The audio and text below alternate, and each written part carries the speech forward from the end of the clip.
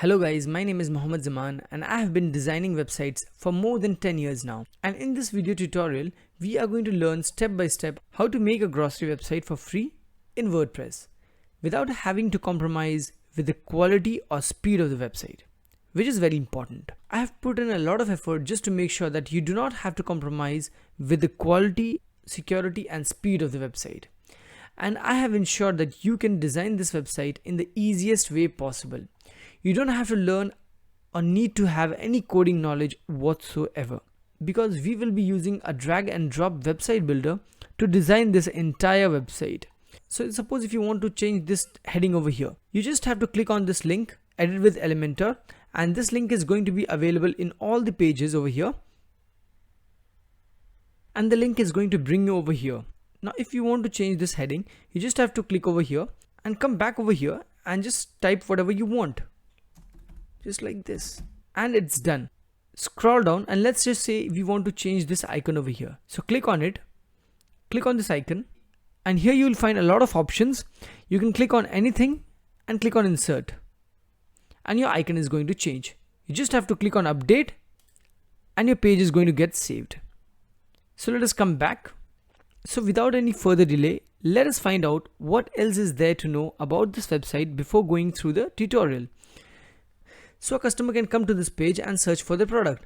You can also choose to have the search option like this. So let us search for something. Let us say we want to buy apples. The customer will find his product even before completing the entire spelling. Now you can click on apples and add apples to the cart and then go to view the cart. Over here he can adjust the quantity and then scroll down, and then he can proceed to checkout. He has to enter his details over here, and then he can choose from the option of cash on delivery, or he can use his card to pay and click on proceed the order. So this was a walkthrough, and let us see how our website looks.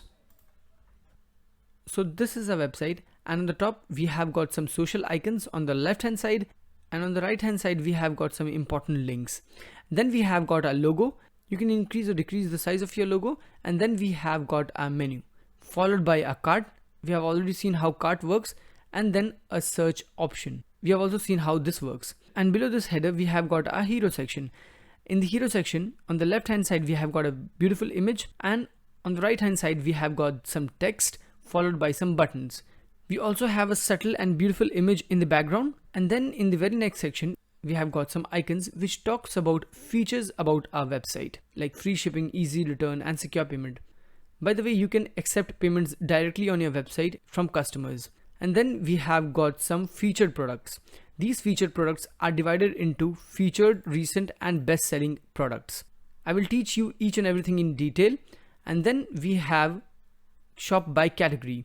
Shop by category section is divided into tabs, and each tab contain different category of items. And after this section we have got some blogs. I will also teach you how to make blogs just to increase traffic and rank better on Google. And at the end of the page we have got a footer. This footer is divided into 4 columns. The first column is about, then we have some important links, and in the end we have contact info. We also have an about us page which looks something like this. And then we have shop. We already know that we can search from our search option, but over here we can filter items by price, and at the bottom you'd also find the option of shop by category. If you select a particular category, only those products are going to get displayed. And in the end we have contact us page, and in this page your customer can contact you. Whatever message they're going to type in here will be sent to your email. We also have this beautiful map where you can pinpoint your shop where you operate, and then you'd also find some contact details. And last but not the least, our website is 100% responsive, which means it is 100% mobile and tablet friendly. This is how it is going to look on a mobile phone, including this footer bar over here, which gives you an app-like experience, and this is how it is going to look on an iPad. Okay, so with this we are going to begin our tutorial. So let us start. Now, irrespective of what kind of website you want to make, whether it be a grocery website, an e-commerce website, blogging or any other kind of website, we need two basic things: a domain name and a hosting. The domain name is simply the name of a website. For example, mohammedzaman.com, google.com, facebook.com. And a hosting is a space on a server or a powerful computer having a lot of space, and hosting is basically renting a space on that server. We install our WordPress, keep our images and files on this server, and it is running day and night so that anyone around the world can open a website from anywhere at any given time. So hosting plays a very important role for a website's speed, performance, and the security. And apart from all of this, hosting plays a very important role in Google ranking on the Google search results. So a good hosting ensures better speed, better performance, and better security of your website. And I would strongly recommend you to give it a thought and not to get stuck with a bad hosting. It might make things very difficult for you. So this decision is quite important, and I also have a solution to it. I want to recommend the hosting which I am using myself. So open a new tab and type mohammedzaman.com/FCM. This link is also given in the video description, so you do not have to type. And it is going to take you over here. You just have to scroll down and click on plans and pricing. And you should be redirected to this website, and over here you will find 3 plans. The major difference between these 2 plans is in Fast Cloud you can host only one website, while in these 2 plans you can host unlimited number of websites. I would recommend you to go with this plan, but if you want to host only one website, then this plan is good for you. I would also like to talk a little bit more about the features of this hosting. So here are a few features. First, we get unlimited number of websites which can be hosted, which I have mentioned earlier. And the storage facility that we are getting is SSD and not HDD, which is much slower. SSD storage is much faster than HDD. Apart from that, they use RAID 10 configuration, which makes it even more faster. And they give you 15 GB of space in the basic plan, which I think is a lot. Moreover, let me tell you, to design this entire website, we are not going to need more than 200 MB. And even if you are going to have hundreds and thousands of products in this website, it is not going to take more than 500 MB. But still we are having 15 GB of space. You can utilize the rest of the space for your emails and all. The next important thing I feel is number of visitors. It says over here that unique monthly visitors can be 50,000 in this plan. But don't worry, even if these visitors are going to increase by 2 or 3 folds, it is not going to make any difference. Then they provide you free domain transfer, which very few hosting providers provide. And then we have some resources that they have mentioned. In the Fast Cloud plans, they are providing you 4 cores of CPU, which is quite significant. And apart from that, they are also availing 3 GB of RAM in the Fast Cloud plan, which is again excellent. There are a lot more features which have been mentioned below, but I'm not going to cover them all. So let us get started with Fast Cloud Plus plan. And this will bring you to this page. You can register a domain over here. And if you already have a domain, you can click over here. Like in my case, I already have a domain. So I'm going to mention a domain name over here. Click on use this domain. And over here in this page, you have to fill your details. As a new customer, you must provide your first name, last name, and your master password. And get yourself a piece of paper and write it down somewhere, your email account and password, so that you do not forget. Now scroll down, and over here just make sure that you have your plan getting displayed over here. Below this you will find some data center locations. They have quite a few data centers around the world, and they also have a data center in Mumbai, which is quite a good news for us. You can select your duration from here. I would recommend you to have at least 12 months of subscription. Now scroll down, and there are few products that they are upselling. I do not recommend them, but if you want to go with it, you are most welcome. Scroll down, and over here you'd enter your payment details, and at the bottom just click over here that I confirm with the terms and agreements, and click on complete the order. Okay guys, so as soon as you complete the payment, you can open a new tab and go to my.fastcommit.com. Enter your email address and your master password. I want them to remember me, and click on login. So this is Fast Commit's dashboard, and if you'd scroll down and you'd find all the details that you have registered with. And as you reach here, you could be in 2 scenarios. In scenario 1, you may have registered your domain name from fastcommit.com, and in that case you do not have to do anything. But if you have registered your domain from somewhere else, like GoDaddy or some other domain registrar, you can open a new tab and go to the website from where you have registered your domain. I'm going to go to GoDaddy, and make sure you sign in. and click over here and click on my products. And let's just say that you want to use this domain on Fast Comment.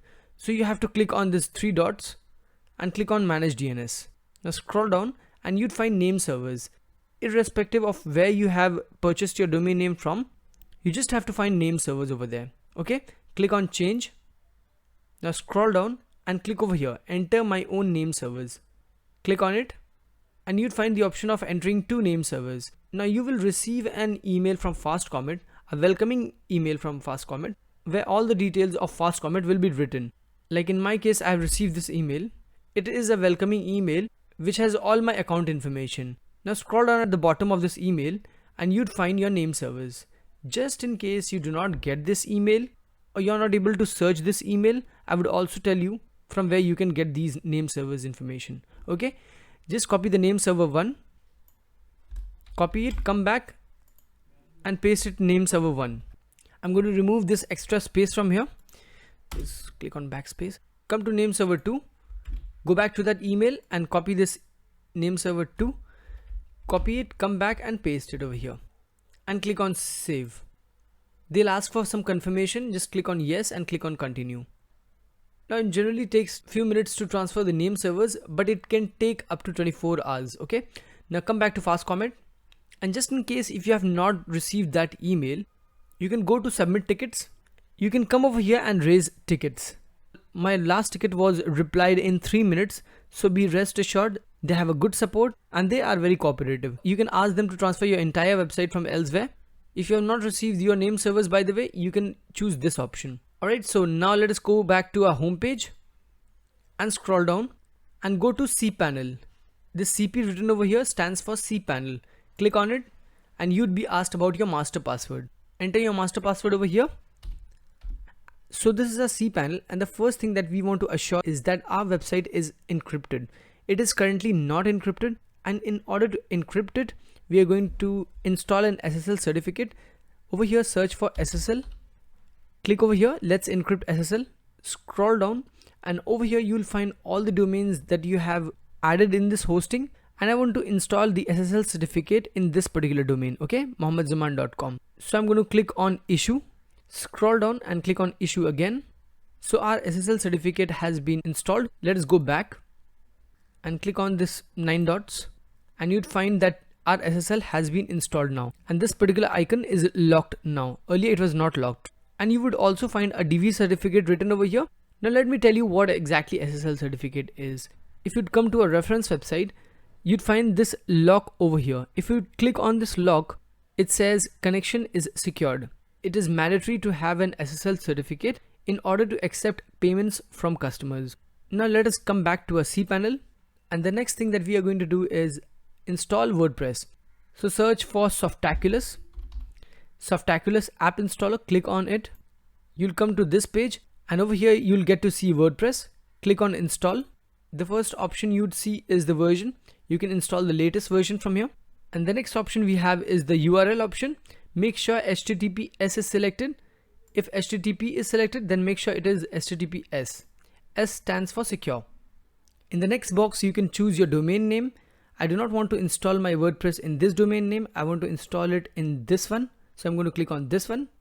And in the next option, we have this WP written over here. I do not want anything to be written over there. Just make sure you delete this in directory option and it is blank. Now scroll down. Site settings can be done later on also.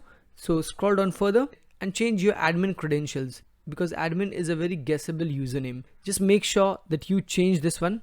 Change it to your name followed by some digits or something like that.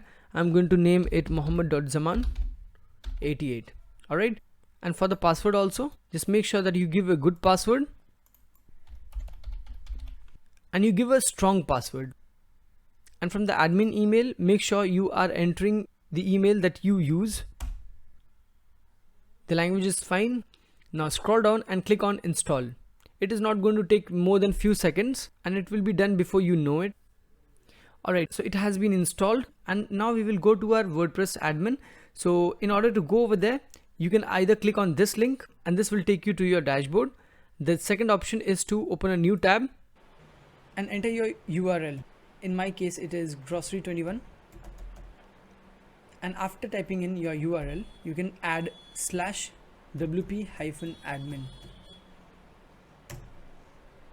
As soon as you do this, you'll come to this page. Over here you have to enter your login credentials, and then you will be able to enter in your dashboard. So I'm going to enter my login credentials.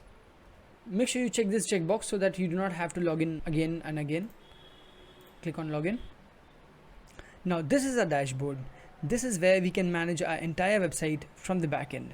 So first things first, we are going to remove these unnecessary notifications from our main dashboard. So to do that, first of all, dismiss over here and click on the screen options and uncheck all the notifications. All right.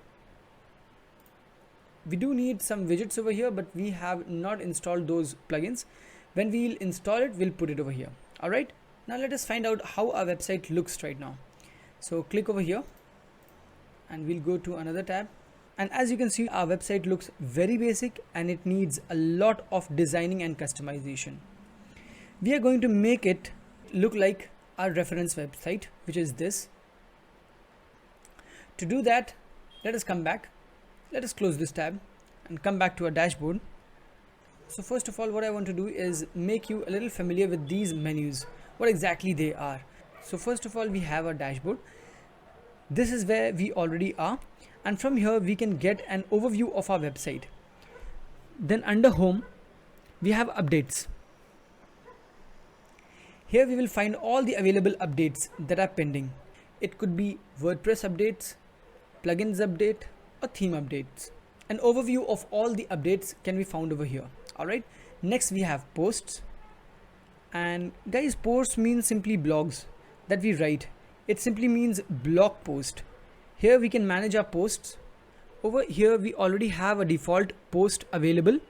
We can either edit it, trash it, or view it. And if there are multiple posts, you can select this checkbox and take a bulk action from here. You have to select that bulk action and click on apply, and that change would be executed. So after post, we have media. All files, images, audios, videos are available over here, and we can manage them from here. Next we have pages. Pages are simply pages of website, like home page, about us page, and so on. We already have these pages by default. We can edit them, move them to trash, or preview them. Or just like our posts, we can take a bulk action by clicking on this particular checkbox and select a bulk action from here and click on apply. But we are not going to do anything right now. Let us come to comments. Now all the comments that we will receive on our website, whether it be on a product or a blog post, you can manage them from here. And just like what we have learned in our pages and posts, we can edit them, move them to trash, or spam them, or you can unapprove them or take a bulk action, just like pages and posts that we have learned earlier. Next we have appearance, and this menu contains links which can be used to change the appearance of our website, the front end appearance of our website, that is for our viewers. So we are currently in the back end. If you go to our website, this is the front end.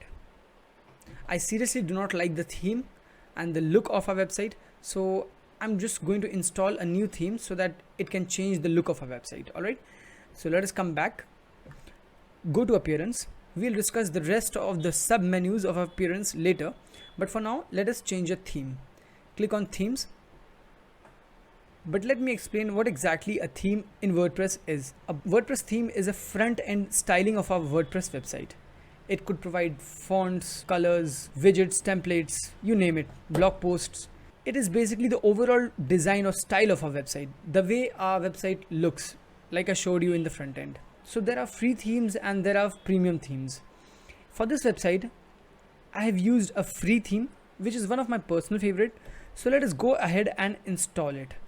So to install any theme, click on add new and search for the theme that you want. So I'm going to search for Ocean WP. It is over here. So click on install and activate. When we came in here, it was this theme which was activated, the 2020 theme. But since we have activated this theme, we do not want these themes to be installed on a website. So I'm going to simply click on the themes individually and click on delete. Click on OK. Click on the theme, and from the bottom right corner click on delete and then OK. Similarly for 2020 also, delete and OK. Now we only have one theme available in our website. This theme recommends few plugins, and that is why this notification is over here. We are going to dismiss it. Now let us see how our website looks now that we have installed a new theme. So we'll again go to the top left corner and open it in a new tab. Let us see how it looks. So this is how our website looks, and as you can see, the look of our website has completely changed. Obviously we have a long way to go, so let us come back. So the next overview that we are going to take is of plugins. Click on plugins. Plugins are simply apps for your WordPress website.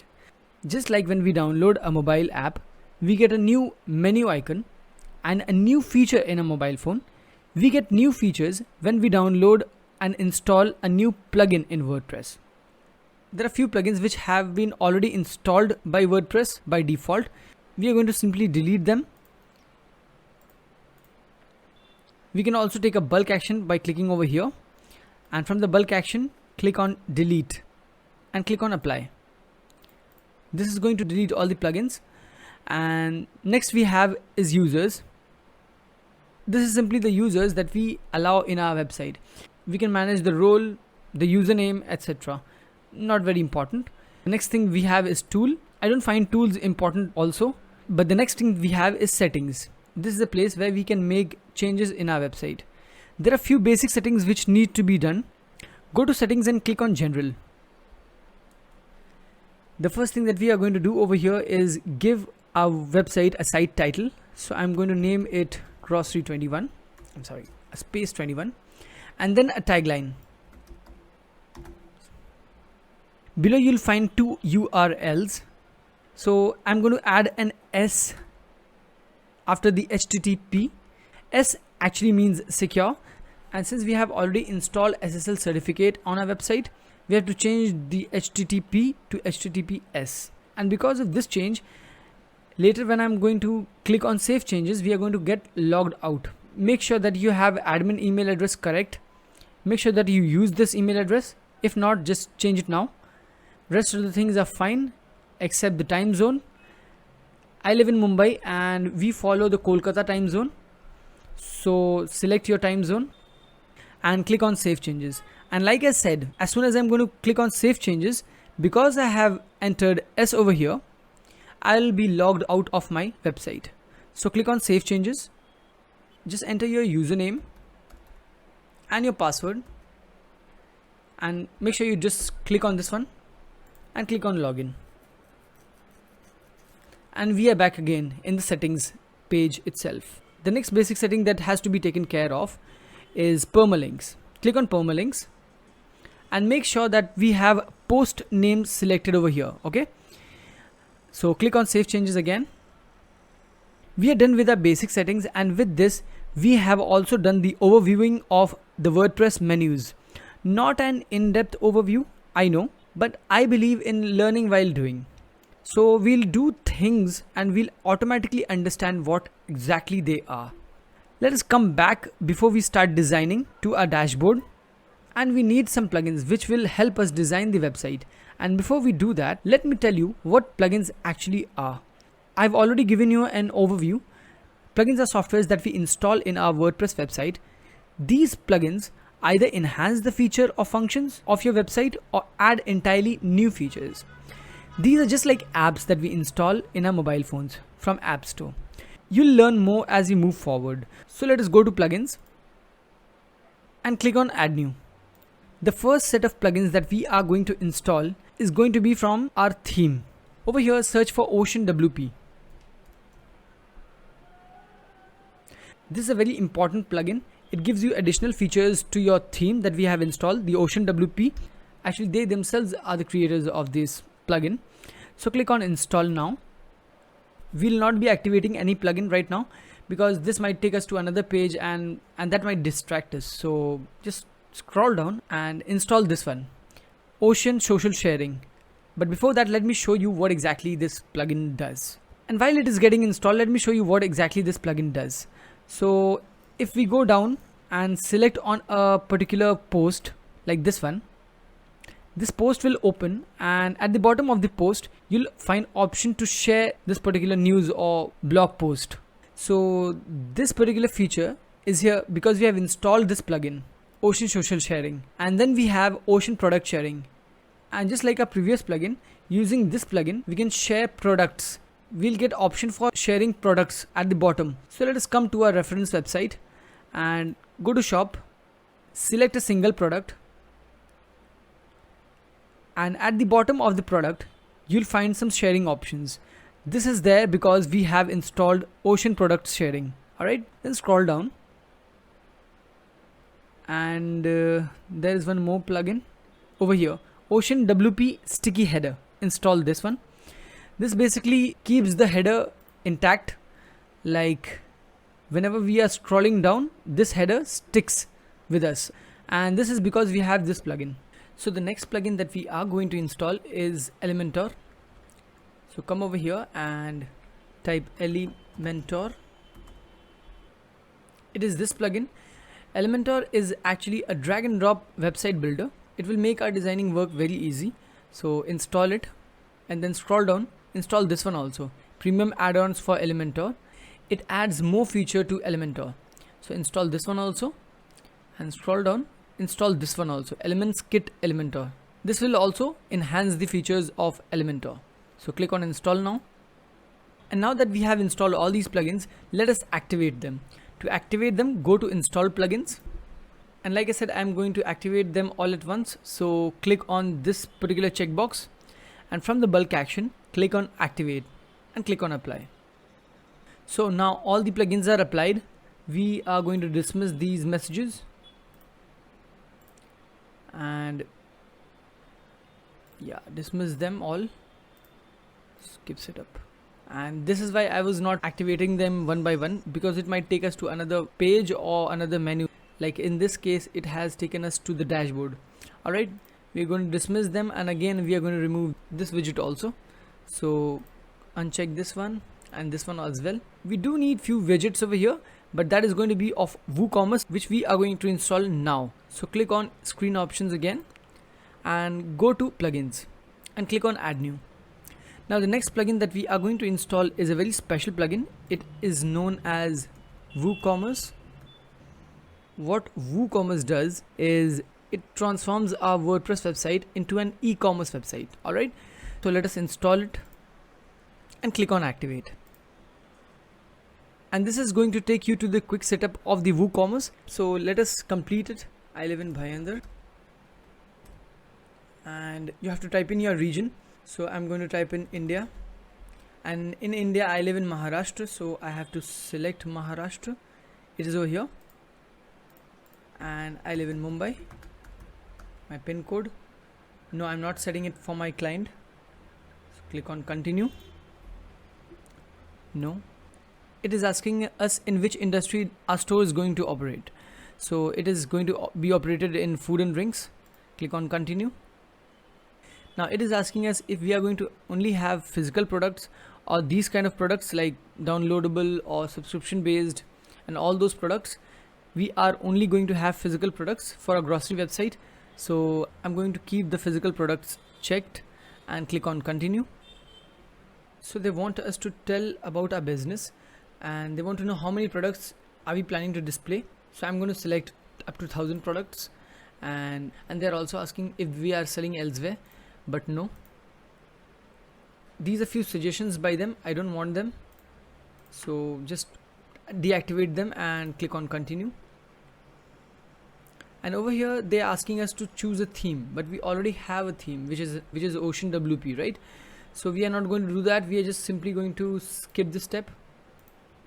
This is actually Jetpack plugin. It is a good plugin, but we are not going to use it in this website, so no thanks. Just remove this one, and we have completed the quick setup of our store. And after activating all these plugins, we are going to install a new plugin. Search for WooCommerce.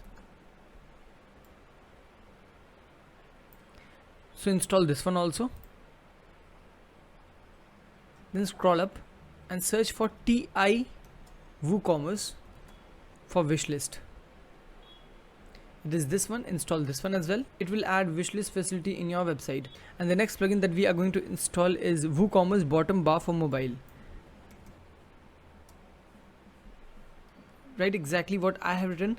This is not a very famous plugin, so scroll down and you'd find this mostly at the bottom. I think it is, yes, it is this one by Studio Wombat. Install this and let me show you what exactly this does. If you go to a reference website and put it in mobile version, this photo bar over here gives you an app-like experience when you are using your website via mobile phone. So that is why I like this plugin. These features are only available in premium themes, but since it is free, so I thought that I would install this one. So let us remove this one, come back to our plugin page and go to installed plugins. And now let us activate the plugins that we have just installed. Alright, you can activate them individually or you can simply click on them like this, and from bulk action select activate and click on apply. Skip the setup again and remove the notification. See, it has again taken us to the dashboard, which we did not want. But anyways, let us come back to plugins. Now again you will get some notifications, just dismiss them. The WooCommerce setup that we completed previously was a basic setup for WooCommerce, and it is very important to complete everything in detail, like setting up taxation, payment gateway, shipping, etc. But before that, I want to show you what has WooCommerce done with our website. If you go to the pages, let us dismiss this one. You'd find there are a number of pages added by WooCommerce. These pages, shop page, the my account page, checkout and cart page, have been created by WooCommerce plugin. So first of all, we'll set up the WooCommerce store and then we'll go to designing. Alright, so don't worry, we'll go step by step. After completing our backend story, then we'll move on to designing. Alright, so come to WooCommerce again and go to settings this time. Again over here we have this notification. We'll remove this. The tab in which we are is general tab, so we do not have to do anything over here. Scroll down and for general option, selling location, just select specific countries. Sell to specific countries. There are a few more options in the selling locations, like sell to all countries and sell to all countries except for the countries you don't want to sell. So there were a few options, but we want to sell in a specific country, India. So as soon as you do that, you'll get this option. So I'm going to choose India. And for shipping locations also, we want to select only one country. And as soon as you do that, we'll again get a drop down where we have to select the country where we want to sell, India. For default customers location, select geolocate. And if you want to enable taxes, you can enable it from them. I'm going to enable taxes and show you how taxation works in WooCommerce. So click on it, and rest of the things are fine since we have selected India. The currency has already been selected for you, but if you want, you can change it from here. Now scroll down and click on save changes. As soon as you do that, there'll be another tab available over here by the name tax. Since we have selected taxation, that's why we're getting the tax option over here. Now go to products first. By default, you'll find shop page selected as shop over here. Make sure that it is the shop page and no other page. Now I don't find rest of the things as so important, but scroll up and click on inventory. And this option in WooCommerce allows you to manage stock. If you scroll down over here, you'll find there's a low stock threshold of 2. You can set it to any limit. This basically means that you'll be notified if any of your stock goes below this limit. Your WordPress website will send you an email to this email address notifying you that you have so and so item which is low in stock. And similarly, we have an out of stock threshold as well. You can set it to any limit, and whenever that product reaches this threshold, you'll be notified on this email address. So make sure that you have set your email address right. Now scroll down and click on save changes. Now we'll move on to taxes. We do not have to do anything over here, but if you come over here, additional tax classes, don't get confused guys, this simply means tax slabs that you'll have in your country where you want to sell your products. Alright, you may be having taxes by many names, like we have GST in India, but earlier we used to have VAT. And no matter how many tax slabs you have, you can simply name them and click enter. Like in our country we have 4 tax slabs: 5, 12, 18 and 28% under GST. So I'm going to type all of them. I'm going to name them simply over here: GST 5, 12, 18 and 28. So I have simply named them and have not assigned any value to them. Alright, I have to assign some values to these tax slabs. And now scroll down and simply click Save Changes. As soon as you do that, you'll get some tax slabs over here. Alright, now we have some tax slabs over here. All the tax slabs that we had entered are present over here now. So we are simply going to select them and assign values to them. First we are going to select GST 5 rates. So scroll down and click on Insert Row. Over here, type in your country name. I'm going to select it from the drop down. Rest of the things can be empty. Just simply put the tax rate over here. That is 5, the 5% tax rate. And name it as GST. And uncheck the shipping option from here. And click on Save Changes. And it has been saved. And so this is how easy it is to save taxes in WooCommerce. I also want to select GST 12 rates. Let us do it again. Click on Insert Row. Type in your country name. Leave everything blank. Come over here. And we have this 12% over here. So I'm going to put 12. Put the tax name. Uncheck this shipping option. And click on Save Changes. I'm not going to be setting the rest of the tax slabs, because you have already understood how it is done. So let us move to shipping. Let us fix this plugin. Run the setup wizard. Okay, so this is the wishlist setup wizard. We're going to scroll down and click on Let's Go. And then the page setup, scroll down. And since we have not created a wishlist page, this setup is going to create it automatically. I'm going to agree to that and click on Continue. Scroll down. Okay, everything is fine here. Just click on Continue again. Yes, and the product should be removed from wishlist automatically. Click on Continue again. Continue. And we are done. So click on Return to the WordPress dashboard. So over here, click on Add Shipping Zone. And name your zone as Zone 1. You can name it whatever you want. I'm going to name it Zone 1. This is just for naming purpose, nothing else. And then we have Zone Region. In Zone Region, we will explain where exactly we want to sell. So type in India over here. And if you scroll down, I'll get my area where I live, the state of Maharashtra. Now I do not want to sell in the entire state of Maharashtra. I want to limit my selling area to just one zip code. So let us limit it by selecting this particular option, limit to specific zip or postal code. And here there's a small thing I would like to explain. WooCommerce is for any kind of e-commerce website. People sell their product in multiple locations. And if someone is selling a digital product, they can sell it to multiple countries in fact. In our case, we have grocery website. We cannot sell internationally. We will provide our services in a particular location, limited to a specific zip code or pin code. Since it is perishable product and shipping far off may incur heavy cost, over here I'm going to select the location where I want to sell my product based on pin code. So I'll type the pin code where I want to sell. You can type multiple locations over here. If you want, you can type one more pin code, but I do not want to do that. And if you want to find the limitation of the pin code that you have entered, you can open a new tab and go to Google Maps. Type in your pin code. Over here we have this pin code. I'm simply going to copy this pin code and paste it on the search bar.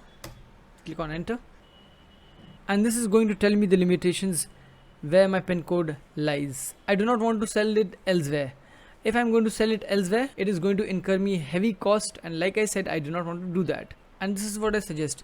Provide your services at least in one pin code. So let us cancel it and come back. There are many methods of writing the pin code. You can find it over here. If you go to the documentation, there is a long list, and you can, if you want, you can study. Now scroll down, and then we have shipping methods. All right, actually this is a place where we will define our delivery charge.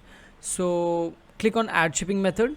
First of all, let us add a flat rate of ₹50. So for flat rate, add a shipping method, click on edit, and over here the cost we'll put is ₹50, and click on save changes. So if we are going to deliver the groceries, we are going to charge ₹50 per delivery. Alright, now add shipping method again, and this time we want to offer free shipping, and this time for local pickup. For the people who want to come and collect the grocery from our shop, we want to offer them free shipping. So click on edit, and we do not want to charge anything to them, so let us keep it 0. Alright, click on save changes. I'm also going to provide free shipping for those who have a coupon code. So for free shipping, click on add method, click over here, and there are several options which we will find in the drop down, like a valid free shipping coupon. If someone has a coupon, they'll enter it and the shipping will be free. It could be a minimum order. Then there is a combination of minimum order or coupon and minimum order and a coupon. So I'm going to select this one, a valid free shipping coupon, and click on save changes. So we'll add the free shipping coupon later on, but for now let us click on save changes. Okay, the changes have already been saved, so we do not have to do that. Next we have payments option. So let us go over there, click on leave. Make sure you enable the cash on delivery option. So scroll down, and if you remember, we had already installed Stripe plugin in our website, so that is why we are getting this option, Stripe. This was to add payment gateway on our website, so we have to enable this one and click on manage. So we have to fill these options. Make sure this one is enabled.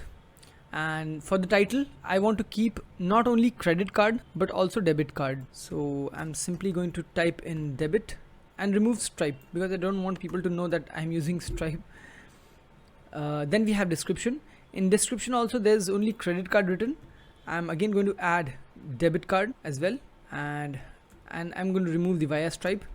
And then when you scroll down, there are a few more options which needs to be filled, and for this we need to have a Stripe account. So open a new tab and go to stripe.com and click on sign in. Now if you do not have a Stripe account already, make sure you make a Stripe account. Scroll down and you'll find the sign up option. You can sign up for Stripe. This is actually a payment gateway which is available in most of the countries, but there are few countries where Stripe is not available. So if Stripe is not available in your country, try to find out payment gateway for your country. Alright, there are many payment gateways available on the internet. You can find it out and use it. The process will almost be the same. So I'm going to log in.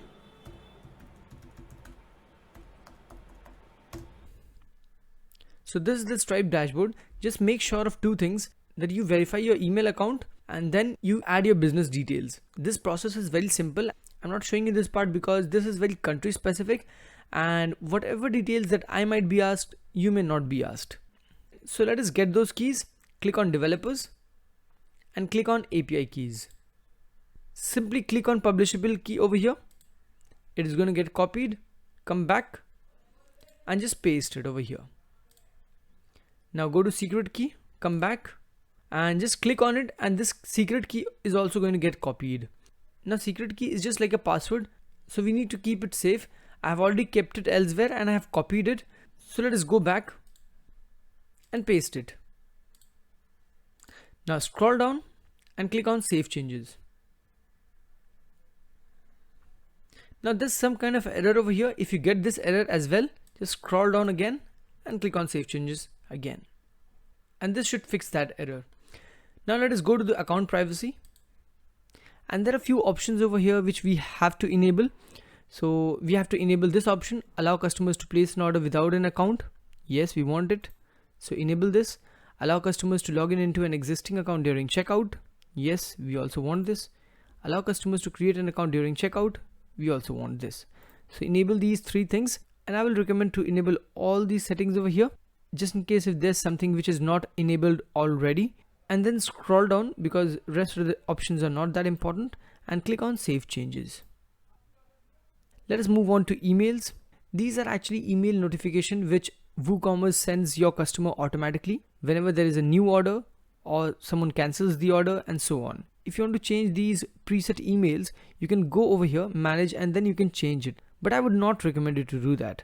So an integration option is not at all important. So let us move on to advanced. In this page, just make sure that for cart page is selected, and for checkout page is selected, and so on. And if you create a terms and condition page, make sure you link that page over here. Alright, so that was that, and now that we have completed all our WooCommerce settings, now we will move on to create products for our e-commerce website. But before we do that, I want to teach you all where to get the images for our website, especially our product images, so that we can upload the images of what we are actually selling. I have already provided you a link in the video description from where you can download all the required files, images for our website and the product images also. But you may want to use a different image, or you must be having different products to offer. So in that case, there can be two types of products. First is packaged product, like packed milk, packed cookies, or maybe packed frozen meat or something else. For these products, you can simply search it on Google.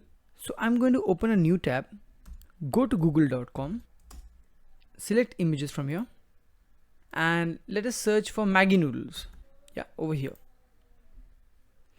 Now you can download these images and use it on your websites. As long as you're selling these products, you can use these images for your website. But if you have some doubt, you can directly contact their customer support and ask. But as far as I know, you can use these images if you're selling these products, and there isn't going to be any problem at all. And now the second type of images could be fresh products like fruits, vegetables, or maybe some other dry products. So suppose if you want to download images of, let's say, apples, there are few websites where you can get copyright images for free. So the first website where I would like to suggest you to get images from for your products specifically is freepik.com. So I'm going to open a new tab and get into this website of freepik.com. Click on enter. So this is the website. So let's say I want images of apples. Type apples and click on enter. And I'll get the images of apples. This is the image that I have used, but you can get some other image also. Just make sure that this website limits the number of downloads unless you sign up and log in to their website. Okay, over here they have sign up and login option. Make sure you log in before you download. The next website is pexels.com. So I'm going to open a new tab and type in pexels.com. Click on enter. Let us search for apples again. And again over here you'll find some very nice images, and you can use these images in your website without having to worry about any copyright issues. Just make sure that whenever you download these images, these are very big files, make sure you download a small size, because we want our images to load faster, right? You can also choose to reduce your image size using some online tools. You can go to Google and search for reduce image size. This one. And you need to find a lot of links. One of my favorite is this one. You can drag and drop your images over here and they will get resized. There are some more options, but it's very simple. Now let us come back and let us cross it. There are two more websites. So the third one is unsplash.com, which is this one, unsplash.com. And this is exactly the same as pexels.com. Over here you can search for images. And then we have pixabay.com. And this website is also very similar to the previous websites that we had seen. Now I generally download my product images from Freepik, but whenever I need some images for my website other than products, like if you'd come to my website, and all these images are generally from these websites, okay? Pexels, Unsplash, or pixabay.com. So that was that, and now we will add some products on our website. So come back to our dashboard, and to add products on our website, you have to hover to products and then click on add new. The first product that we are going to create is going to be a simple product. If you scroll down over here, you'd find that there are several types of product that can be created in a WooCommerce website. But for the purpose of this website, only simple product and variable product is needed. So a simple product is a product where there are no variations. And a variable product is just the opposite, where there are variations, variation could be of any type. It could be of size, it could be of packaging, any type at all. So scroll up, and first we have the product name. In the product name, I'm going to write apples, and then we need some content. So we'd go to our reference website and open the Apple product, and we'll get some description over here. We'll just copy and paste them. So the first description that you can see over here, just keep in mind that this is the long description. So come to our product page, and so what I'm going to do is I'm going to copy the entire thing and come back over here and simply paste it. I'm not getting the paste option, so I'm going to use Control V, and then we are going to scroll down, and we do not have to change anything over here. But after this section, we have product section, and in this simple product is already selected. There are many other product types, but first we are going to make a simple product.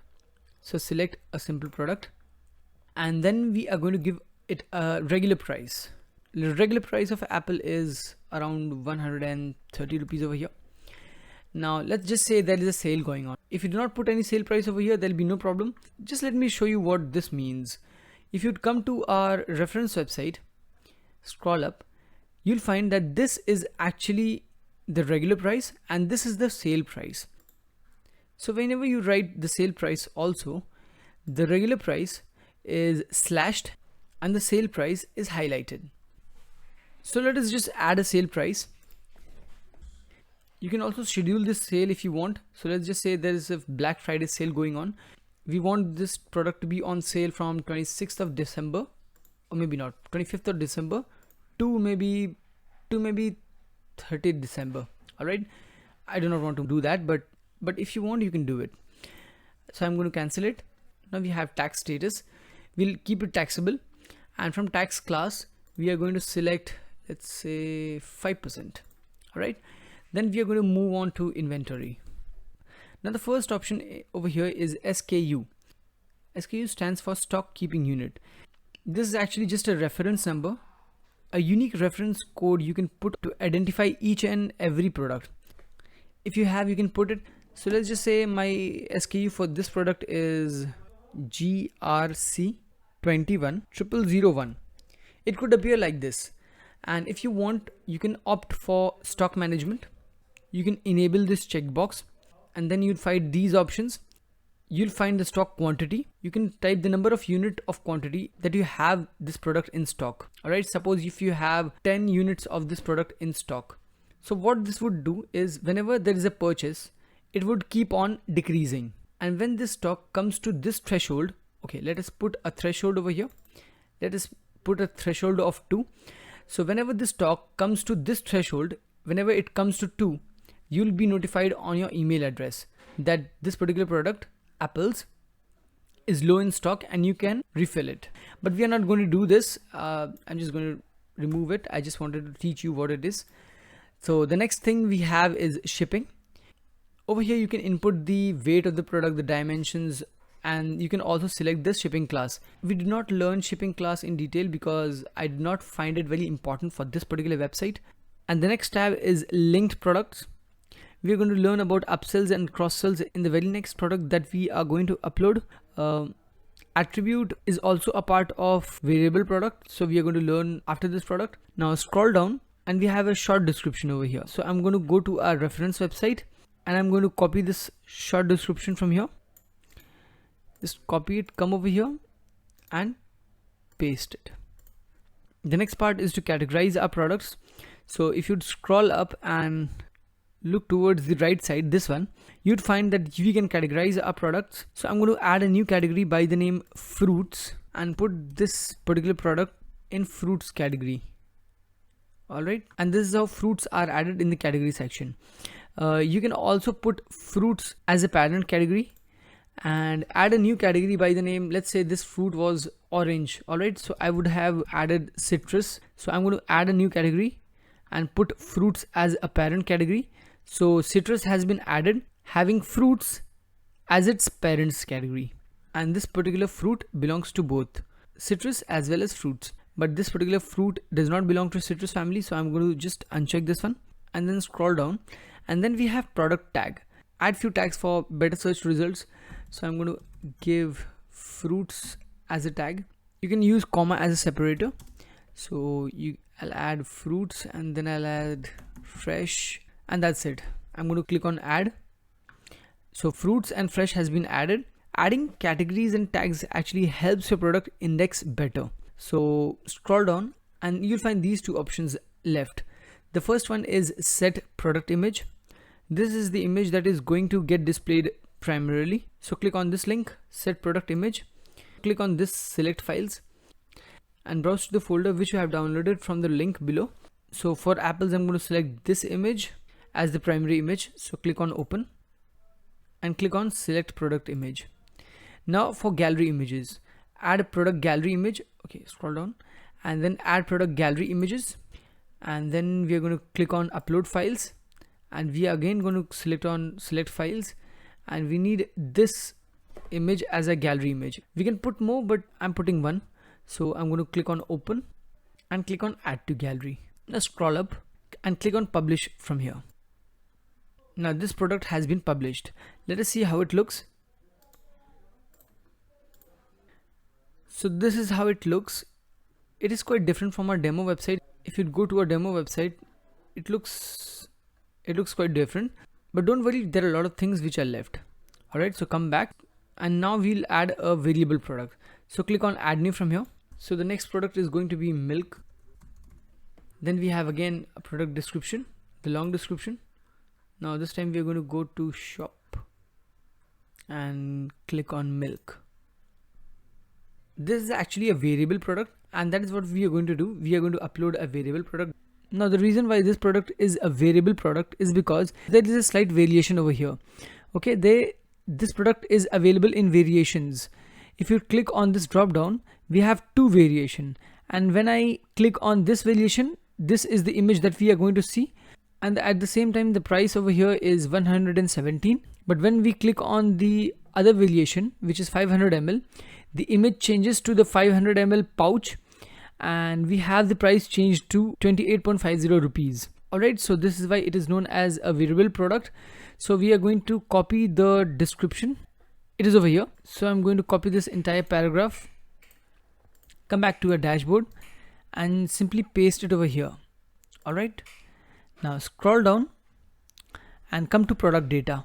From here, select variable product, and you will see that we have our tabs changed a little bit.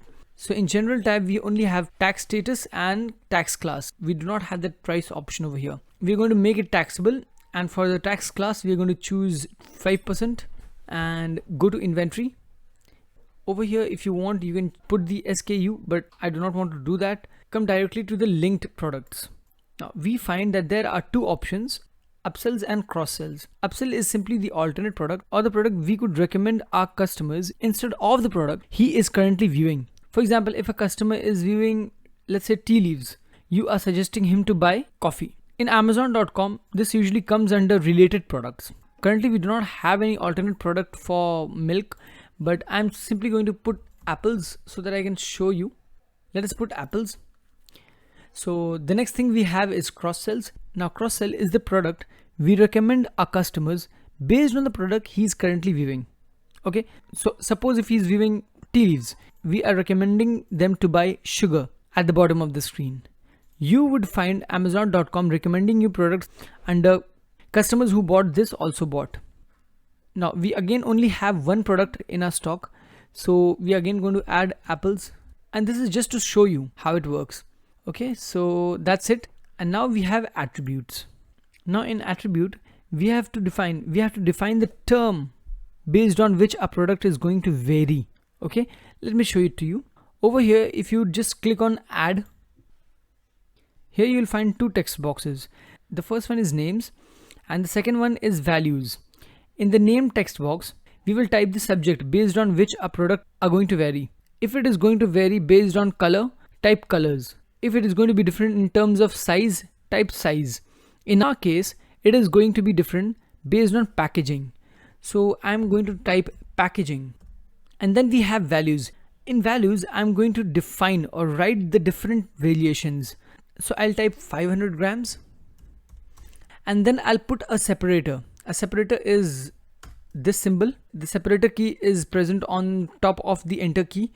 and if you click shift plus that key, you'll get the separator, then a space, and then I'm going to write 1 liter.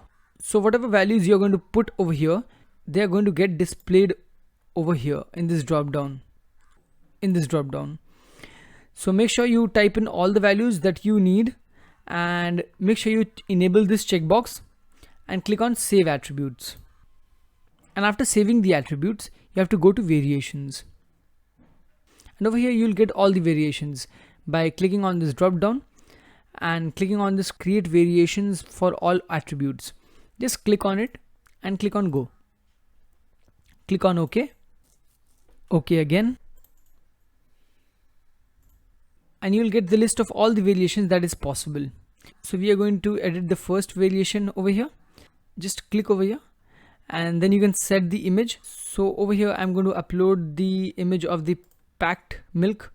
Select files, and that packed milk is over here. Click on open and click on set variation image. You can put your SKU over here, and if you want to manage your stock, you can just enable this one. I'm not going to do any of that.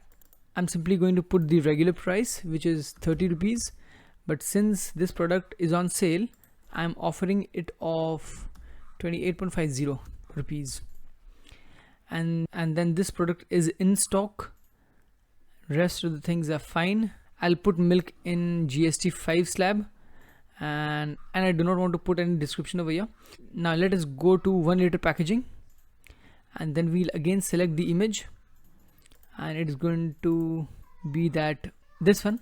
This is going to be the image. Click on open.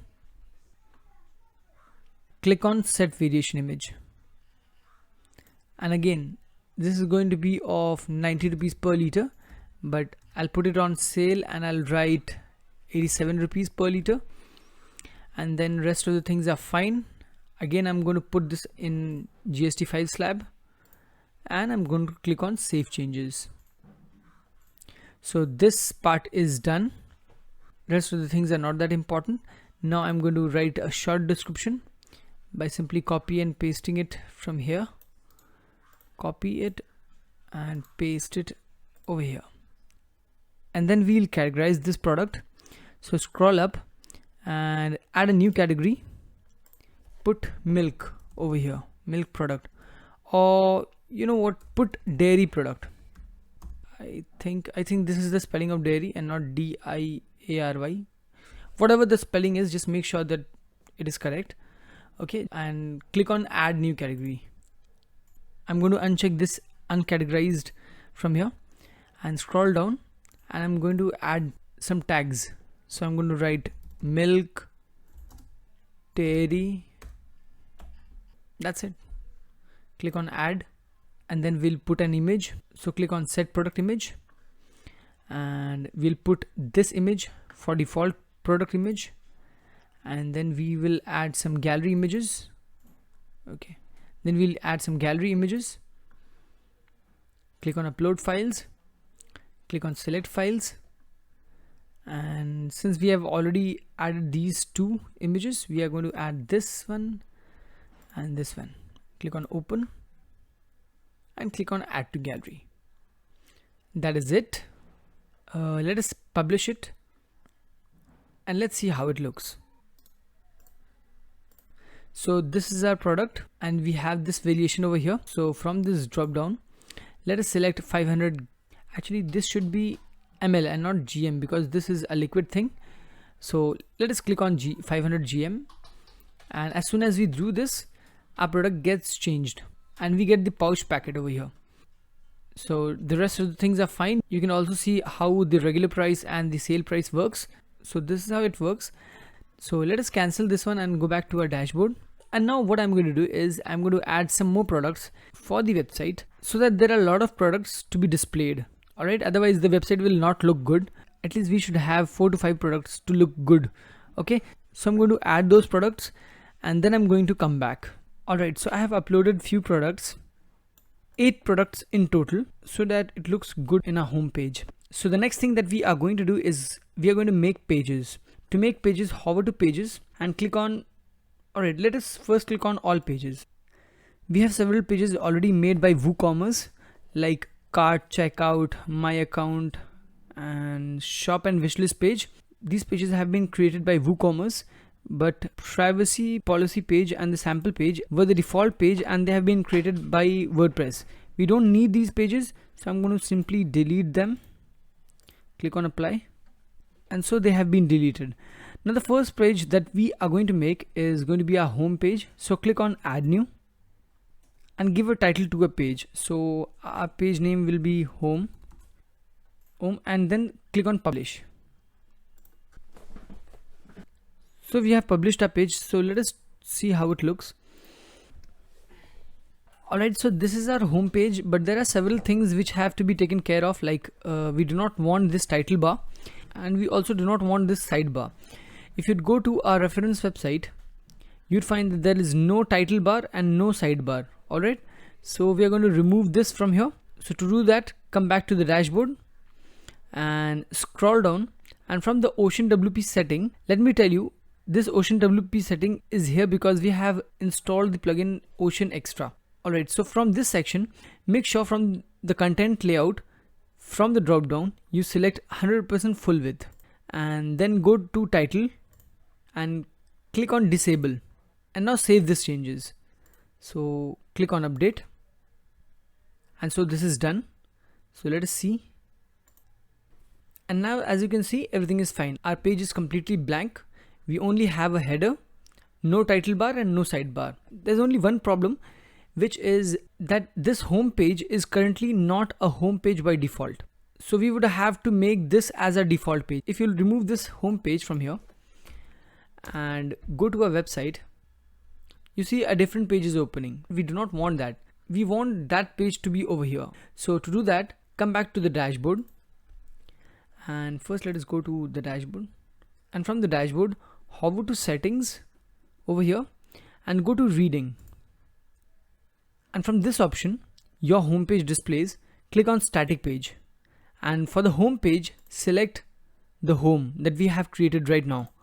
So select on home and click on save changes. Now let us go back to our home page again. Let us see if this has become our default. Yes, this has become our default page, and now we will design a page. Alright, so come back, and to design a page, first we'll go to the pages, click on home, and you'll find this option over here, edit with Elementor. Click on it, and this is our Elementor page builder. So this is the area where we are going to design, and on the left hand side we have some tools. These tools are known as widgets. They are also known as elements in Elementor, and that is why the name of this page builder is Elementor. So let us go to our reference website and find out how do we have to design. So I'm going to come over here, and this is our first section. This section, the first section of a website, is also known as the hero section. So this section has got basically two columns. The column on the left hand side has got this beautiful image, and the column on the right hand side has got some text followed by two buttons. So come back to Elementor. So to add any section in Elementor, we have to click on this button, add a new section. Click on it, and we are going to select this kind of structure which has got two columns. So we're going to select on it, and a section is going to get added. And on the left hand side, you'd find some tools to edit this section. You can see over here it says edit this section. So whenever you are going to select a particular section or a column in Elementor, this option is going to change accordingly. Okay, if you select a column, it is going to say edit column, and it is going to give you the options related to editing the column. And if you'd select the section, it is going to give you the options to edit the section. And you'll see later that whenever we select a widget, you'd get an option of editing that particular widget. Alright, so with this, let us begin editing our section. So in this section, we also have a background. If you look carefully over here, we have a very beautiful background, and I'll show you how to add this background. So come back and go to style and click on this icon which says classic from background type, and from here click on this link, choose image, and then click on upload files and select files. And it is this image that we have in the background. So I'm going to select on this image, and I do not want to add images one by one. So I'm also going to select the images that I'm going to require. So I'm also going to select this image, and let me see, I'm also going to select this image. These images will be added in the media library. And scroll down, we need the images of the post 1, 2, 3 and 4 and 5. Click on open and all the files will be uploaded.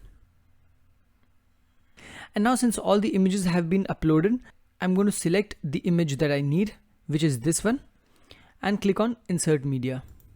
So we have that image in the background. Don't worry, we'll adjust the height of the section, but let us adjust the image itself first. So come to position and make it center, and go to repeat and make it no repeat, and for the size select cover. Alright, so that's it. And the next thing that we are going to do is we are going to add an image on the left hand side, which is this one. So as soon as we click on this column option, the option over here gets changed, right? It says edit column now. So come to styles, and I have added this particular image in the background. Alright, so come back and click on this button which says classic again, and go to image, and we are going to select this image. Click on insert media, and this image is again added. I know it is not getting shown, but we'll fix it in few seconds. Alright, so come to position and make it center again. Go to repeat and make it no repeat, and for size make it custom, and make sure 100% is selected, and this option over here, make sure that this is %. So now let us fix the height of this section. Actually this is happening because we do not have any content in this section. Alright, as soon as we add any content, it is going to be fine. So let us go to the widget section and drag the spacer over here.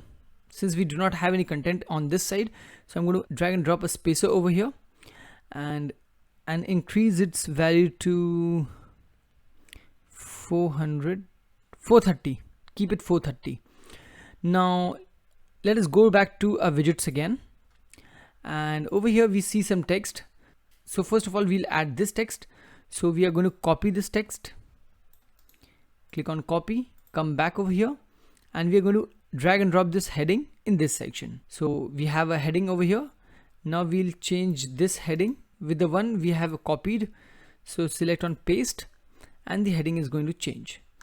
Now go to style, and from the typography, make sure it is Roboto slab. It is Roboto, but make it Roboto slab, which is this one. So this is the font that I have used. And let me tell you something, we would be using few fonts and few colors again and again, just to maintain a consistency. If you go to our reference website, over here you'll find that the colors and the fonts have been repeated every now and then. So what we are going to do is we are going to set some global colors and some global fonts so that we do not have to search them every now and then. So to do that, click on this particular icon and go to site settings and click on global colors. Now I have already provided you all the color codes that I have used in this website, which is available in the video description. If you'd go over here, you'd find this important info. Click on this, and this notepad has got all the global colors over here. So the dark green color that we are using is actually this color. So we're going to make this color as primary color. So copy this color, come back over here, go to primary, and make sure this one is selected, and click on paste. So there we go, we have set our primary color. Now let us set our secondary color. Click on this box, come back over here, and we are going to copy this secondary color code, and we are going to simply come over here and paste it. Control V. Now let us copy the third color, but the third color is actually text, and I like to keep my text in black. Now the fourth color is accent color. For the accent color, I have used orange, which is this color. Just copy this color code, come back over here and replace it. So there we go, we have set our global colors. Click on this button to go back, and now we'll select some global fonts. So click over here and set your primary global font as Roboto, which is already selected, so it's a good thing. Now come to secondary global font, and the secondary global font is Roboto, but we have used, let me see, but we have used it Roboto slab. So make sure you select Roboto slab over here. We have Roboto slab. Now for text, I've used Roboto. Okay, fine. And for accent, I've used a font named Cookie, this one. So I'm going to search for Cookie. Okay, we've got the font. Click on it and that's it. Click on update. Now let us close this one and come to the widget section. Okay, we are back in the widget section. Now click on this heading. There is still a little bit of editing left, and go to typography and increase the size a little bit. Make it 30. I think 30 would look good. Yes, 30 looks fine. And now we are going to add another text, which is this one. This one is also a heading. We are going to drag and drop a heading from here. Drag and drop a heading just below this heading. And we are going to change the text. So we are going to copy this particular text from here. I know the spelling is incorrect. We'll fix it. Come back over here and paste it. Just fix the spelling. Groceries. Now go to style, and for the text color we have it orange, right, which we have already set as the accent color. So when you'll click on this globe, you'll get the accent color over here. Select on it and your font will change accordingly. So you do not have to click over here and paste the font over here, because there are a lot of times when we are going to use this particular color. So we have set it as our global color. Now come to typography, and for the typography also we're going to click on this globe and select the accent. So that is how we have changed the font. We simply have to increase the font size to, let's see, I want to keep it 90. 90 looks fine to me. And then we have some buttons. Yes, to insert the button, go to widget section and drag and drop a button over here. But wait, there are two buttons in a particular row. So to insert two buttons in a row, what we'll do is we are going to insert an inner section over here below this text, and come back to widgets and drag and drop a button here. First of all, we are going to change the text of the button. So it says in our website as shop now. So I'm going to write shop now. Don't worry if it is in small letters, we'll fix it. And now we'll go to style, and over here first we'll change the font family to this one. It was supposed to be Roboto, and then click over here and make it uppercase and decrease the weight to 500. And now it looks much better. Now come back, and for the background color I want it to be light green color, and I want the buttons to have a border. So select solid from here and give a width of 1 pixel. So this has got a border of 1 pixel of green color.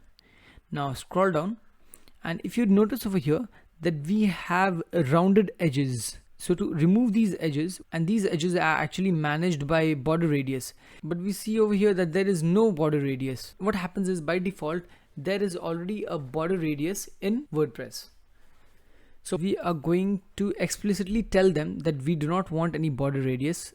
So we are going to write it 0. And as soon as we do that, you'd find that the edges have become sharp and it is no longer circular. Now we are done with this one. Now we'll come to padding. Padding simply means spacing. So I want some spacing from the top and at the bottom and left and right. So I'm going to first delink this one and add a padding of 15 from top and then 15 from bottom, and I want to add a padding of 40 from the right hand side and 40 from the left hand side. So that is it.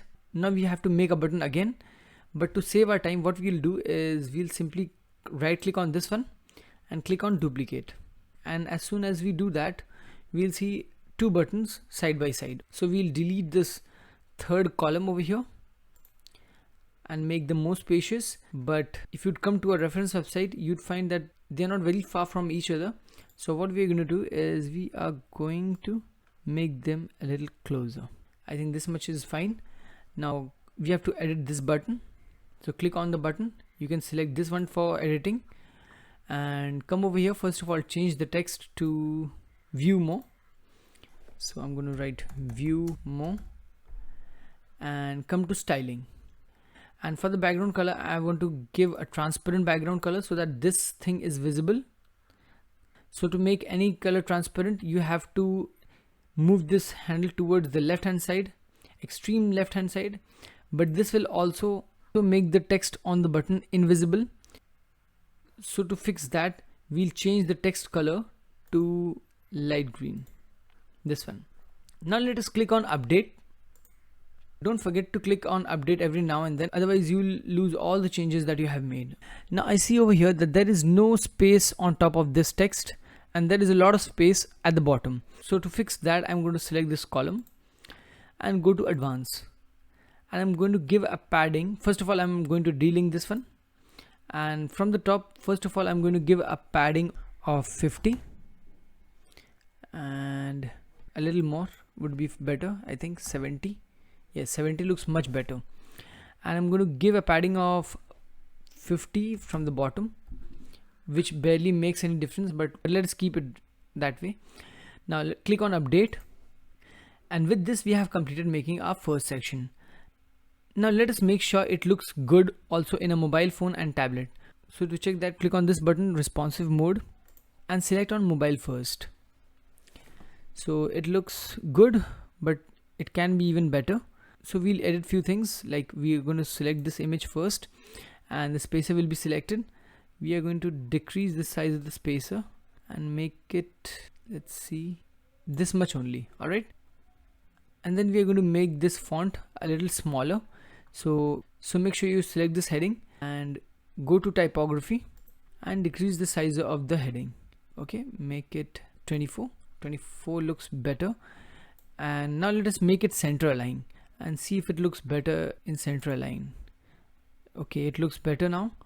Now click on this heading, come to typography and adjust the size of your text. Let us keep it 50. Now go to content and make this one also center align. Now come to buttons. Now we want to make this entire inner section as center align, but that is not possible. We have to do it one by one. So first of all, click on this button, go to content and make it center align. Similarly, select this button also, go to content and make it center align. All right, let's see if it looks better now. Yes, I think it looks better, but I think there is a lot of space between the image and the text over here. So I'm going to click on this column, go to advanced, first of all delink this one. All right, now we're going to give a padding of 30 from above. Now this looks much better according to me. If you think it was looking better earlier, you can choose to do that. Now let us go to our tablet view, and this is how it is going to look on your tablet. So we are going to do some editing again. So click on this heading and come to style, and first of all reduce the size little bit. I think this much is better. Now click on this heading and come to style and make this one, I think 58 is fine. Let us make it 60 and see. 60 is too much. Let us make it 58. And now the buttons. Now I think it would be better if we would keep one button in one line. So to do that, we are going to select the first column and give a column width of 100% and go to the second column and make sure this also is 100%. I think now everything looks fine. So let us come back to our desktop version. And don't worry guys, whatever changes you're going to make in tablet and mobile view, that is not going to reflect in your desktop view. So we have completed our first section. The next section we have is this one. So first of all, we need 1, 2, 3, 4. We need 4 columns. To add 4 columns, we are going to come back and click on this plus icon and select a structure having 4 columns, which is this one. Just click on it and you'll have 4 columns. So over here we have an icon box. So come over here and search for icon box from the widget. Icon box, this one. So I'm going to drag and drop this one over here and change the icon. And the first icon that I've used is actually a truck icon. So I'm going to search for truck. So let us search for truck. So click on a truck which you like and click on insert and click on this view and make it stacked. Give it a heading. Don't worry, we'll make it smaller. Just change the heading to free shipping. We're going to copy this text from here and paste it over here. and then we are going to delete a part of this text because it is too much. Make it this much. Now go to style and let us adjust the size of the icon a little bit. So for the size I'm going to make it 40, and for the text over here it is black in color. I don't want that. I want it to be green as well. So come to content, and for the description color make it green, this one, primary color. Now let us adjust the spacing also. So we make it, I think 4 looks fine. Now we have to make 4 more of this particular icon box, so I'm simply going to duplicate them once, twice, thrice, and now we have 4. And now we'll delete the remaining columns. So click on delete, delete, and delete. Now all we have to do is simply change the content. So let us click on this icon now, and from the filter let us add our easy return, and the icon that I've used is sync, and it was this one. Click on insert. Now for the third icon I've used payment, so I'm going to click on it and search for card. Actually I've used a card image, which is this one. Click on it and click on insert, and for the last icon I'm going to select on it and change it to call icon, which is okay. I'm not getting that icon, so I'm going to select this one and use this one. Click on insert. Now I want to have a little bit of spacing from top and bottom, so first of all I'm going to select this section, go to advanced, add a margin of 100 from top and bottom. Okay, 100 is too much I think, so let us make it 50. Yes, 50 looks fine, and click on update. And now that we have completed our second section as well, we'll see how it looks on a mobile phone. So we'd go to mobile view, and I think it does not need any changes. It already looks fine. So let us see how it looks in a tablet.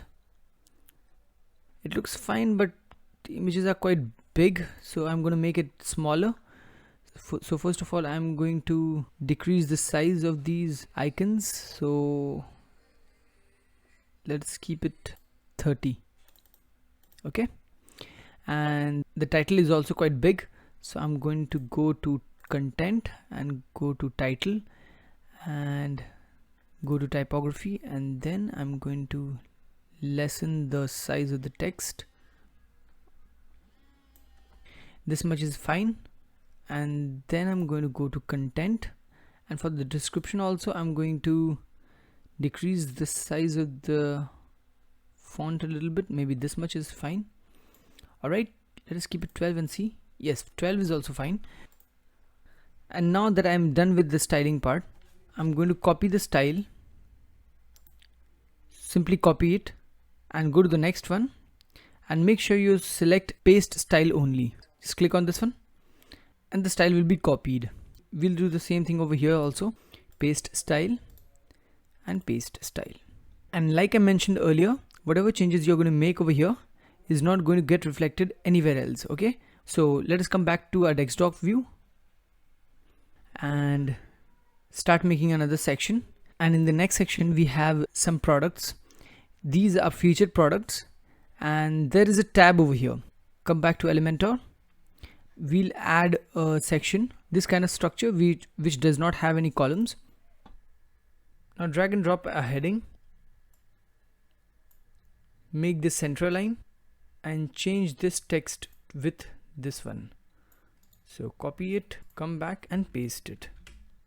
Now go to style and change the text color to accent. Click on typography, and we're going to increase this font size a little bit. Let us keep it 24. Now go to widgets again and drag and drop a heading. Now make it center align and replace the text with this one. Okay, now go to style and from the typography make it secondary. Now and increase the font size a little bit. Let's keep it 33 and increase the weight to maybe 600. Yes, 600 is fine. This looks much better. And I'll go to widgets again, and we need a tab over here.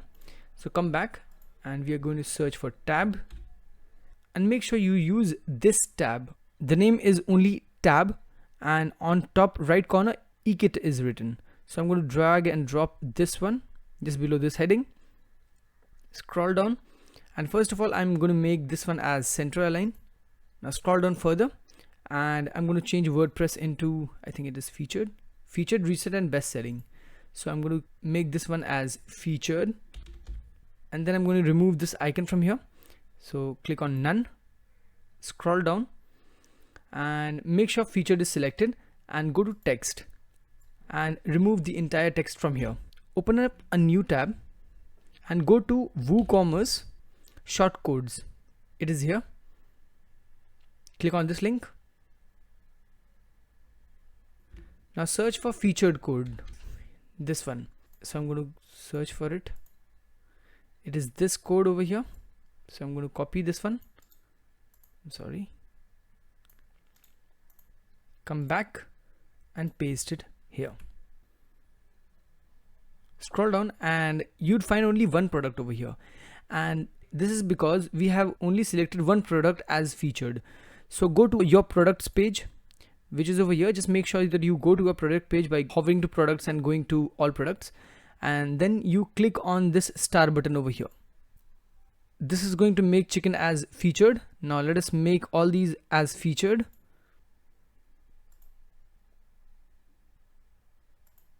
Now we have made all these products as featured. So let us come back and let us just put a backspace and then put that code again. This one. This way our code gets refreshed, and this way we get to see all the 4 products which is mentioned over here. The limit is 4, which we want, but the columns are 2. We don't want 2 columns, we want 4 columns. And once we do that, we'll get to see our products like this. So the featured tab is sorted. Let us move on to PrestaShop, which is this one. And the next tab was recent. So I'm going to type recent over here. Remove this icon. Go to text. Remove this entire text from here. And then again, I'm going to copy that shortcode, but you can also get the shortcode over here. Okay, scroll down and just copy this one. Come back over here and paste it. But since we are working on recent, we're going to change this visibility to recent. Now close this tab and go to Joomla and change this text to best selling. Now remove the icon from here, and don't worry about the uppercase. We'll make everything as the uppercase. Just select on text, remove this entire text from here, paste that code again, and instead of featured this time, just write best selling. This is the code for best selling. If you'd go to best selling, you'd see best selling products. The products are same because there is no best selling in our page because no one has bought anything. Okay, everything is complete, I think, in this tab. Now go to style tab, close wrapper. We do not have to do anything over here. Just go to nav items. Now from the typography, transform it to uppercase and close it. Now scroll down. I think the rest of the things are fine. Go to active. I'm sorry, go to normal first. Scroll down, and there is a border over here, and I do not want that border. So I'm going to just first of all link this one, and I'm going to make this one as 0. Now go to active and make the border type as solid. Delink this one, and from the bottom, make this bottom width as 2. So it is going to look something like this. Now go to normal again and change this color title to accent color. I think this is the way we have displayed in our demo website. Yes, this one is orange, and this one is okay. We also have to change this color. So just click over here below this width and make sure that this is green. You can change it to any color. I've changed it to green. Now scroll up over here, and I think this text over here is quite small. So I'm going to click on typography and increase the font size, text size to maybe 20 or even lesser. Let us keep it 18. Okay. This looks much better. Now click on update, and our third section is complete. And now we'll see how it looks on our mobile phones. So go to responsive mode and click on mobiles. Okay, we have to fix this. Best selling is coming on the next line, which we do not want. So first of all, select this widget, and I think we'll get the option in the nav items. Now come to typography, and first let us adjust the font. It is too small. Let us make it, yes, let us make it 12. 12 looks fine. Now we're going to scroll down, and we see over here that there is a lot of padding, and probably that is the reason why it is taking a lot of space.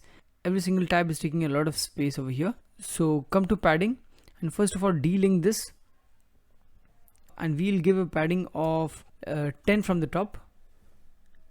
10 would be too much, I think. 10 seems too much, I think.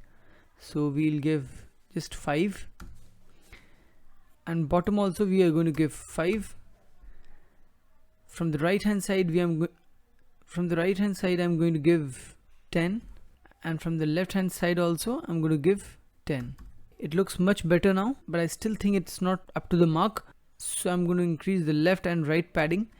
I'm going to make this one 15, and the right one also 15. Now I think it looks much better. Now click on update, and now let us find out how it looks on our tab.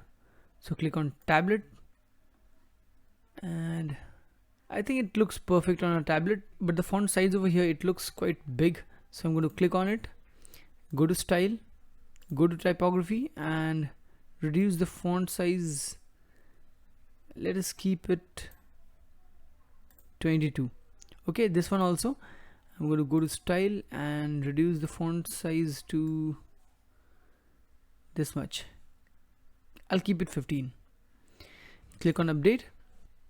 Let us go to our desktop mode, and now that we have completed our third section, we are going to move on to our fourth section, which is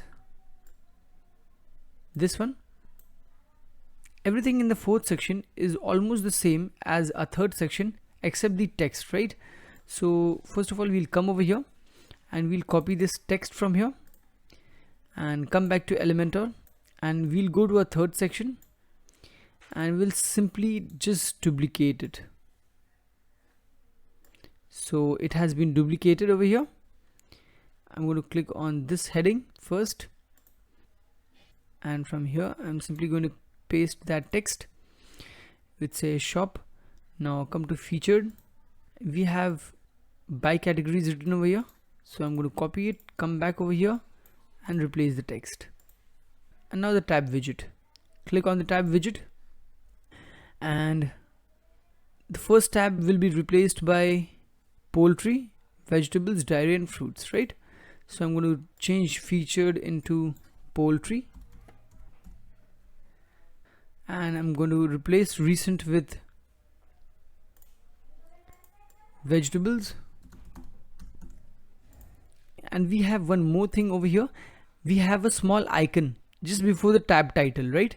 So we'll come back and make sure that we have enabled the icon, and we're going to choose the icon for vegetables first. So I'm going to search for vegetables. It is here.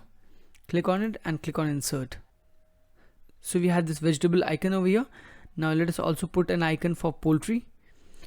Click on this icon and change this icon to egg. Click on insert. Now close this one and come to best selling. We will be replacing best selling with dairy and then fruits, right? So I'm going to make this one as dairy, and I'm going to enable the icon. Select a dairy product, which is going to be cheese.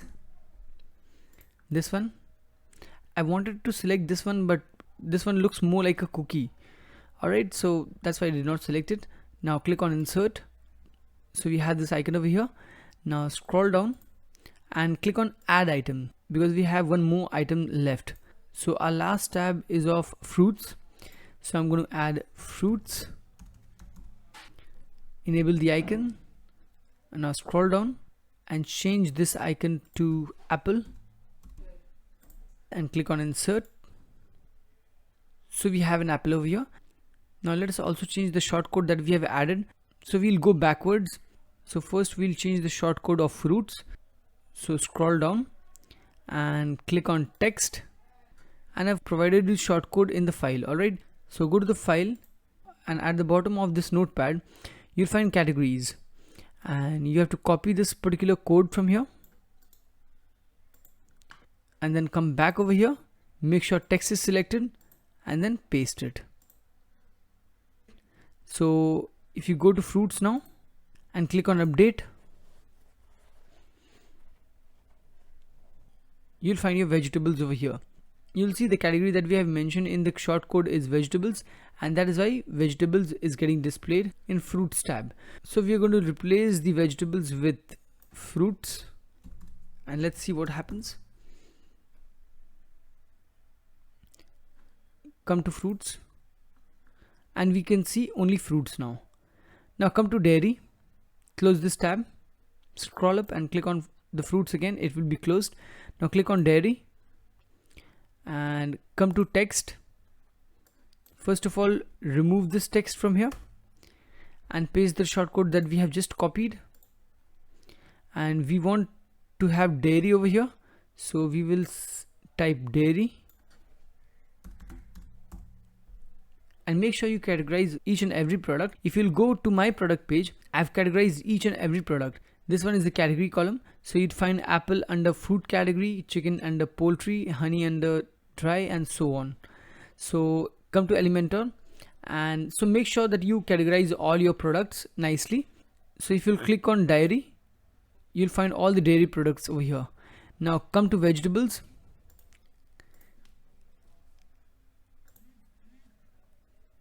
and click on text over here, scroll down and remove this text and paste the text that we have copied. Now we want to have vegetables over here, so we have already, and vegetables is already written over here, so that is why we are getting vegetables. Now come to poultry, and similarly you can just copy this text and come over here and paste it here and change the category to poultry. I'm not doing it because this will make my tab look very empty, which is not going to look very nice, so that's why I'm skipping this part. You can do it, it's very simple. Click on update, and with this we have completed our fourth section also. Now we'll move on to our fifth section, which is this section, and this section is a block section, and you'll find over here that we have again used the same kind of structure just like what we have used in our previous section. So I'm going to simply come back to Elementor and I'm going to duplicate this one as well. Click on duplicate and you have your section ready. Obviously we need to do some editing. Come back, copy this text, updates and news, come back, click on this heading and replace the heading. Now go to this heading and copy this text from here, come back over here and replace this heading. Now we do want a tab widget over here, but not this tab, so I'm going to delete this widget from here and search for another widget by the name blog post. So this is the one that we are going to use, so drag and drop this one just below this heading, and for the layout style use grid with thumb. Now the problem with our website is we do not have any blog post right now, and that is why it is not getting displayed. So we'll do one thing, I'll teach you how to make blog posts, but before that make sure you update this one and save it. Now come to the dashboard. To create a blog post, go to posts. Let us first go to all posts. So we already have one blog post made for us as a demo, but we are going to delete this one because we do not want this. And from the bulk action, make sure you click on move to trash and click on apply, and now click on add new. You'll come to this page. Now come to a reference, go to posts. We have a few posts over here, so I'm going to click them one by one and just copy and paste them to my website. So I'm going to copy this post. So to do that, first of all I'm going to copy the heading,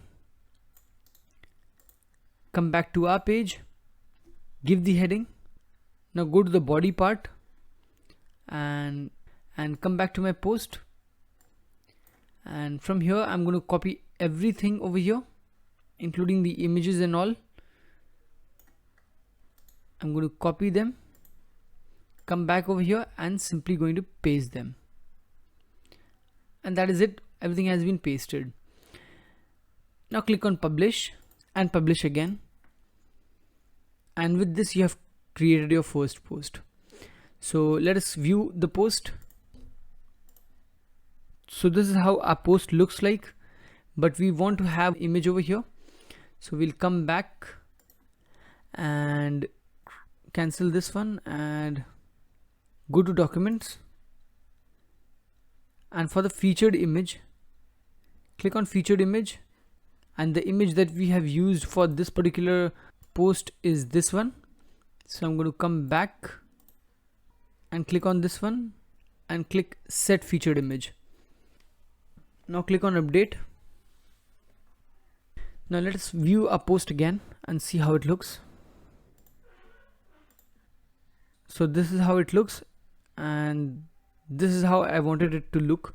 Now close this tab and come over here, and now let us make at least 2 more posts. So come back, click on this W, you'll be sent over here. Now click on add new again, and now I'm going to repeat the process and I'm going to make 2 more such posts. So come back over here, go to posts again, select the second one, copy the heading, come back, paste the heading, go to the body part, come over here, select the entire content,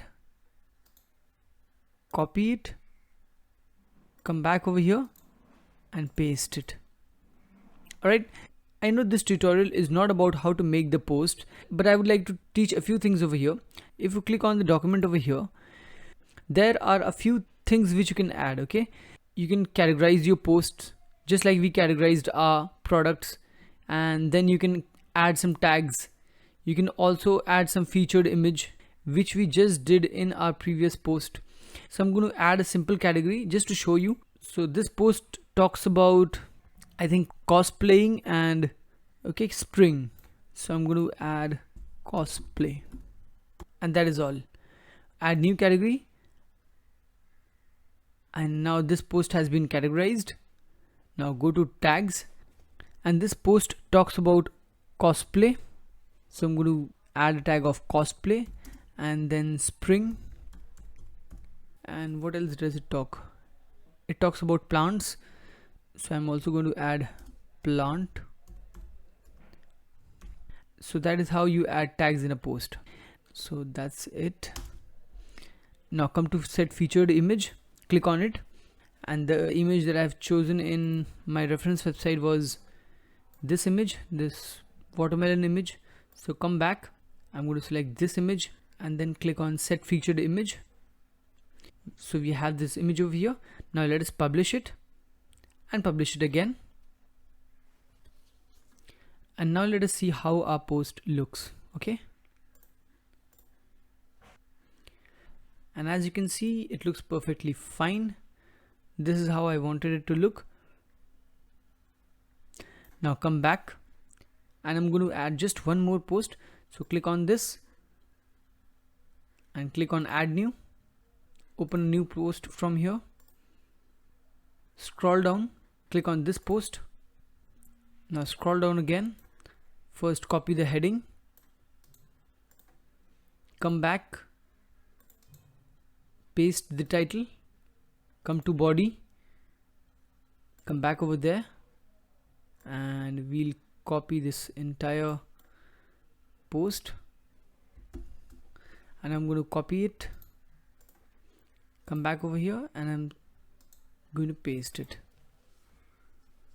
and then go to documents, and you can categorize the post and give them some tags for better indexing.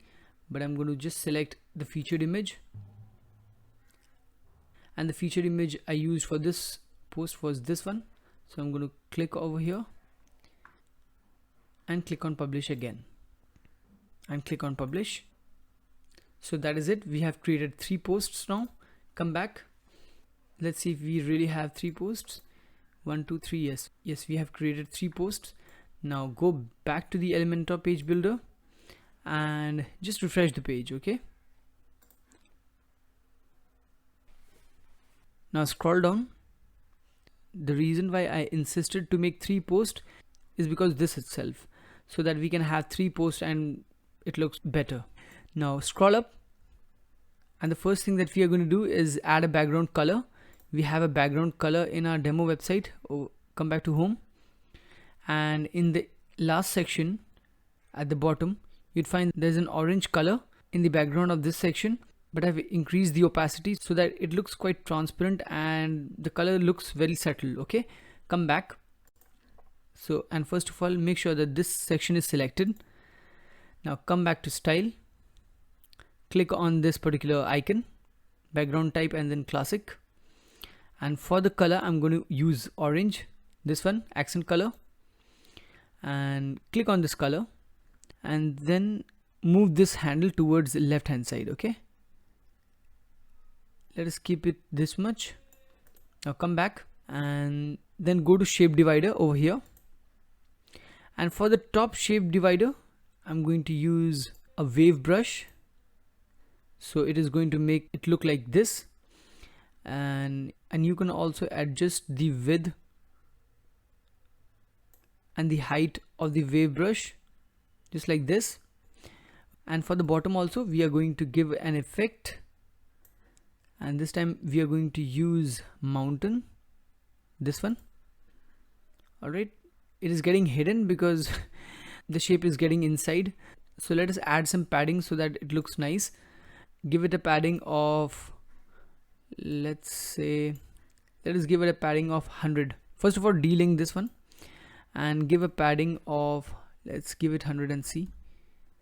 100 is too much, I think. Let us give it 50. I think 50 is also too much. Let us give it 30 then. 30 according to me is fine. Now from the bottom also we are going to give some padding. So from the bottom I'm going to give 100. 100 looks absolutely fine at the bottom because this reveals all the shapes. Okay, now click on update and now select on this widget. Now I think it looks absolutely fine even without changing these colors of these columns, but I'm still going to change it because I've used some different colors in my reference website. If you want to keep it like this, just keep it like this. Okay, but I'm still going to teach you how you can do it. So come to style, and from the background type make it orange and then make it a little transparent. Let us keep it this much. Let us change the title color also and see if it looks better. Then we leave it this way. So close this one and come to title, and from the color of the title just select the primary color, the dark green color that we had set in the global section. And the only problem is with the content color, it is white which is getting hidden. So I'm going to close this one also and come to content, and for this color also I'm going to choose dark green. I think it looks fine. If you want to keep it this way, then keep it this way. If you want to try some other color, you can use it, but for me it looks fine. Alright, so I'm going to save it this way. And the only thing that is left is how the last 2 sections that we have just designed will look on a mobile phone. Alright, so we are going to go to responsive mode and click on mobile. So the blog post looks fine. Now let us find out the previous section, which is this one. Okay, so this does not look that great, so I'm going to select this widget and I'm going to remove these icons because it is going to take a lot of space since we have 5 tabs over here. So go to content, now scroll down, and from the poultry just select none. Now close this one, come to vegetables, select none. Go to dairy, just select none, and come to fruits, select none. We see that there's still some problem, so we are going to go to style, come to nav items and scroll down. The padding from top is fine, but we would have to adjust the right and left padding because it is taking too much of space and we do not have so much of space, right? So we are going to remove some space from here. So I'm going to make it 10. Similarly over here also, I'm going to make it 10. And now it looks much better, I think. Alright, so I'm going to just update it. I hope rest of the things are fine.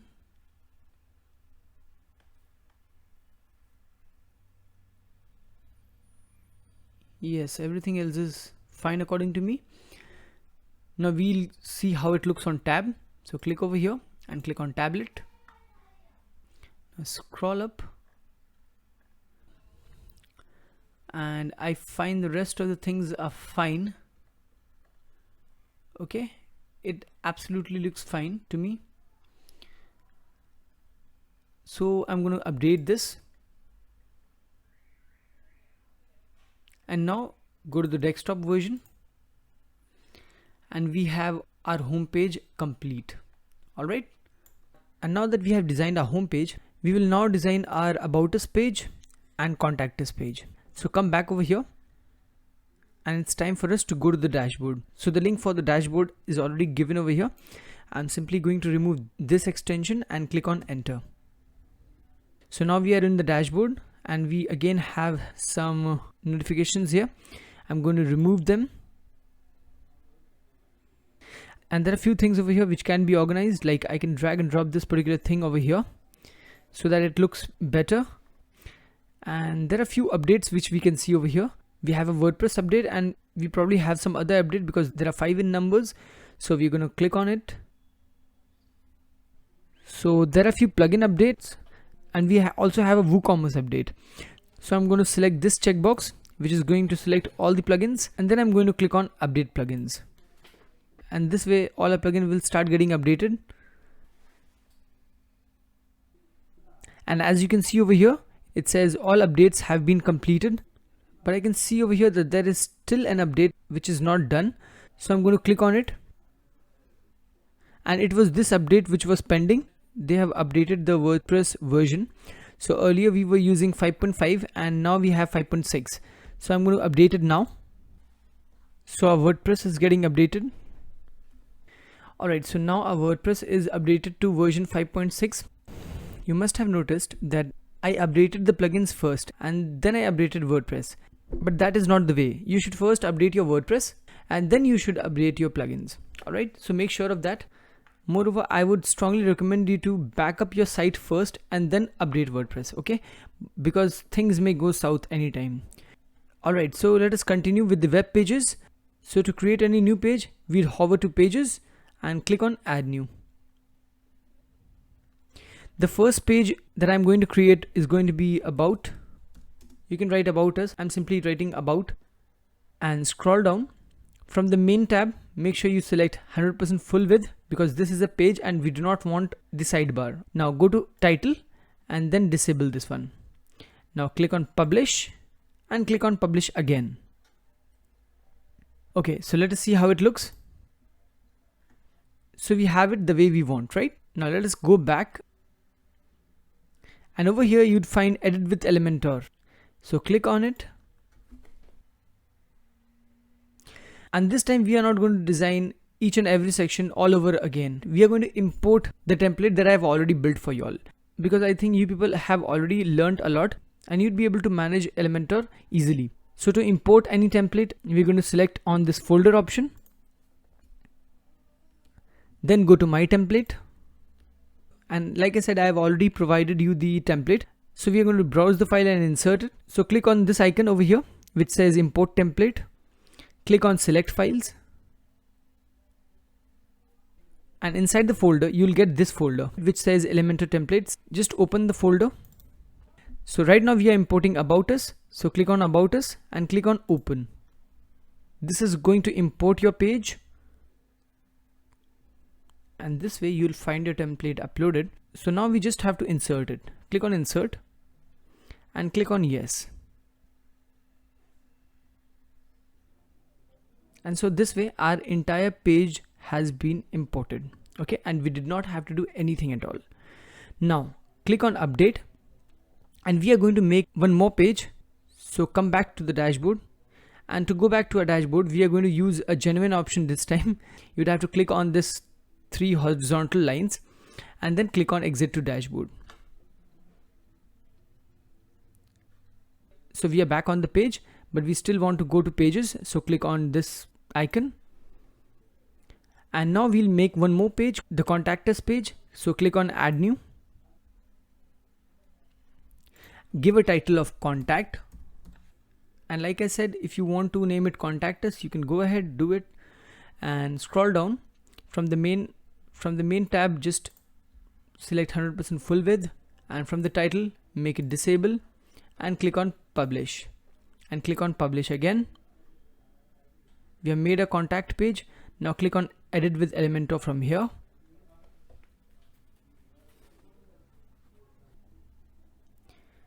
This time again we are going to import the page of contact us.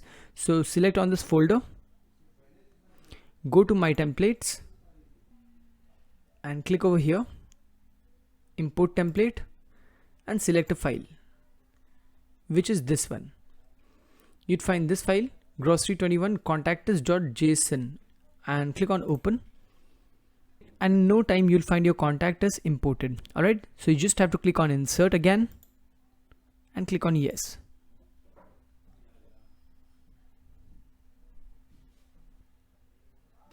And this is how easily we have imported the contact us page as well. Now just make sure that you edit all the information over here. This is just demo content from my side, and make sure you also edit your content in the about us page. And in contact us page we need to do these 2 important things. First of all, we just point our location. So select on this particular widget by clicking it over here, and this is my address, but I'm going to change it and show you how it works. So if I'm going to write Bhayandar, okay, this is the place where I live in Mumbai. So if I'm going to write that, it is going to pinpoint that location over here. You do not have to do anything, you just have to enter your location. There are 2 more options over here. The first one says zoom, which zooms the map, and the second one says height. If you increase the height, the size of the map will be increased, but if you decrease the height, the size of the map will be decreased. So this is very easy. I want it to be Bhayandar over here, so I'm going to click on update, and over here we need to have a contact us form. To insert a contact us form, we need a contact us short code, and to get this short code we need to install a plugin. So first of all, we will go to our dashboard over here, hover to plugins here, and click on add new, and over here in the search bar search for contact form 7. I'm sorry, not contact us, it is contact form 7, and it is this plugin that we are talking about. So I'm going to install it and activate it right away. So we have a plugin installed and activated. So we will go to contact over here. This is the icon of this plugin. So we'll go over there. There is already a contact form made for us. So click on edit, and first of all delete everything from here. And the first thing I need from the customers is their name. So I'm going to click on text, make this as required field.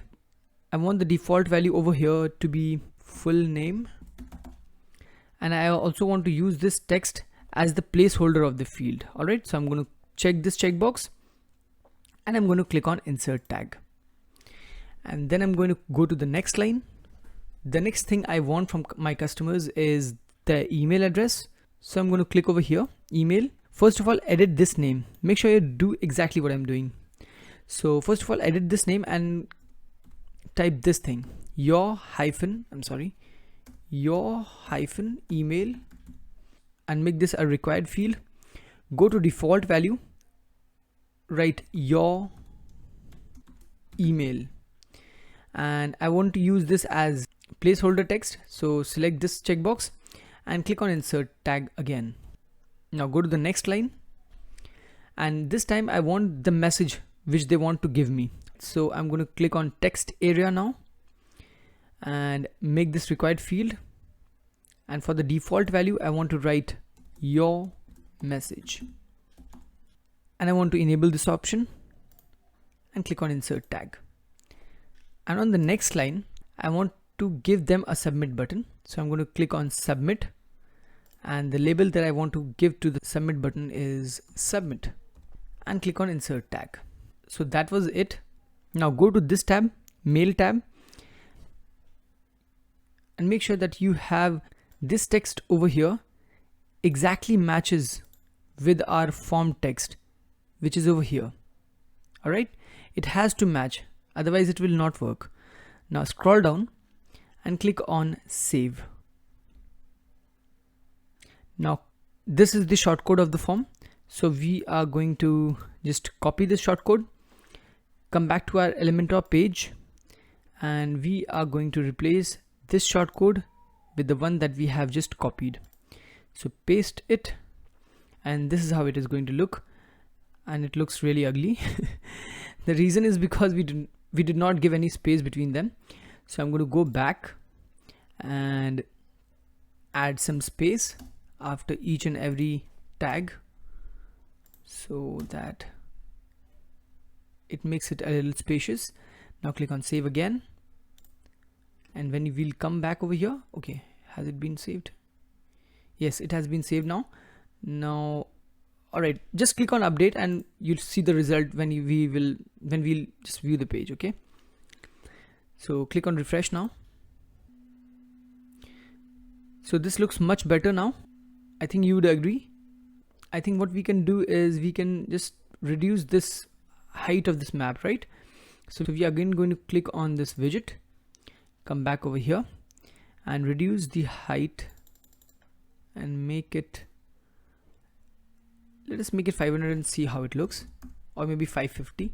Even 550 is too much, so let us make 520 and see. Yes, now this thing matches somewhat with this line over here. Okay, now it looks much better.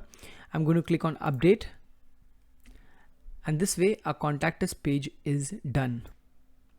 Now we will go to our dashboard,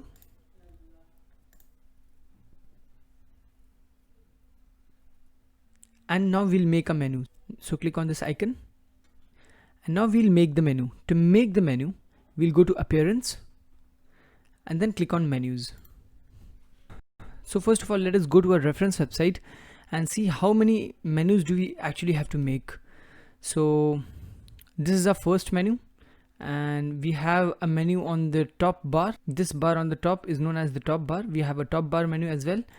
And if you scroll down to the bottom of the page, in the footer area, we have one menu and two menu. So in total, we have 4 menus to make. So let us come back to our menu page, and so let us create a first menu, which is going to be this one. This is known as the main menu. A lot of people call this primary menu.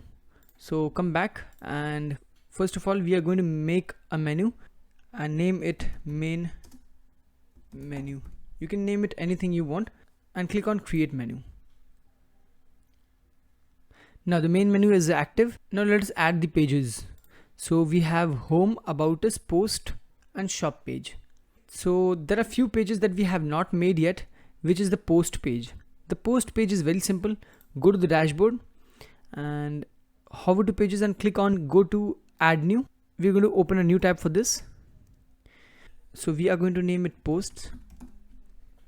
You can name it blogs, you can name it news, whatever you like, and scroll down. Now we do want a sidebar in this page, so we are not going to make it 100% full width, but we do not want a title. So I'm going to disable this one, but I'm going to keep the content layout as default.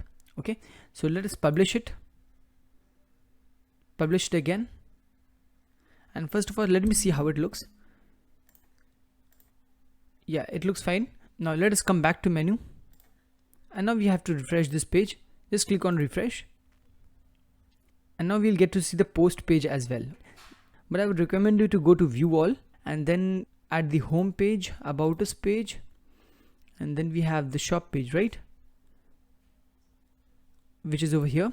And let me see, post and contact. Come back, we need to have a post page, which is this one, and contact us page, which is this one. Now click on add to menu. You can do a lot of things over here. You can rearrange this, make the shop page over here, or you can make the shop page as the sub menu of about us, but I'm not going to do that. So I'll make it a menu, and I'll put the contact us as the last option. Let me see the arrangement in my reference website. Home, about us, post, shop, and contact. Home, about, post, shop, and contact. Alright, this is how I want it to be. Now scroll down and make sure you have this as the main menu and click on save. Now let us open a website and see how it looks. So here we get the main menu now. We'll do the styling part later, but first let us add the menus. Now come to menu again and click on create a new menu. And this time we are going to make this menu over here. So come back and we are going to name it top bar menu. Now click on create menu. Now come to pages. So let me see what all pages do we have to add over here. We have almost all the pages except for track orders. We have not made the track order page yet. So to make the track order page, go to pages and click on add new and name this as track order. We do not have to design this page. There's a code which we just have to copy and paste it. So I'm going to go to the WooCommerce shortcode page, which is this one, and I'm going to search for track orders. All right, now we want this particular code, so we're going to copy this code, come back to our pages, and I'm going to paste it over here. So this is our code. I'm going to also add this code in the file.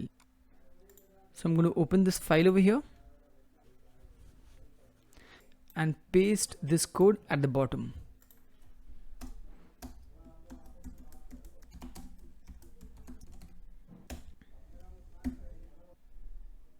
I'm going to save it and I'm going to exit. So come back and let us publish it. Publish it again and let us find out how it looks. So this is how it is going to look, but I do not want this sidebar. So I'm going to come back and from the main tab, content layout, make it full width. Don't make it 100% full width because otherwise it is going to remove all the spaces from your web page. So click on full width and remove this one first and click on update. Now let us view the page again. Open it. And now it looks perfect. Whoever wants to track their order, they have to enter their order ID and then the billing email address. And this is how they can track their order. Now let us go back to our menu page and click on refresh. Now make sure that top bar menu is selected. If it is not selected, make sure you select it. And now we will start adding the pages. So first of all, we have my accounts. And second, we have login and register, but login and register and my account page are the same page. If you're logged in into the website, you'll get the option of my account. If you're not logged in, you'll get the option of login and register. All right. So we are going to add the my account page again. And then I'm going to edit the label and make it login/register.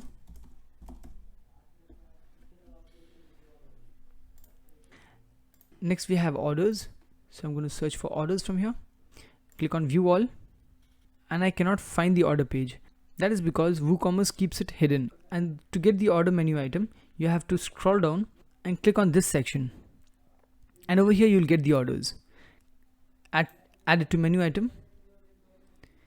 And then we have wishlist, logout, and track orders. All right.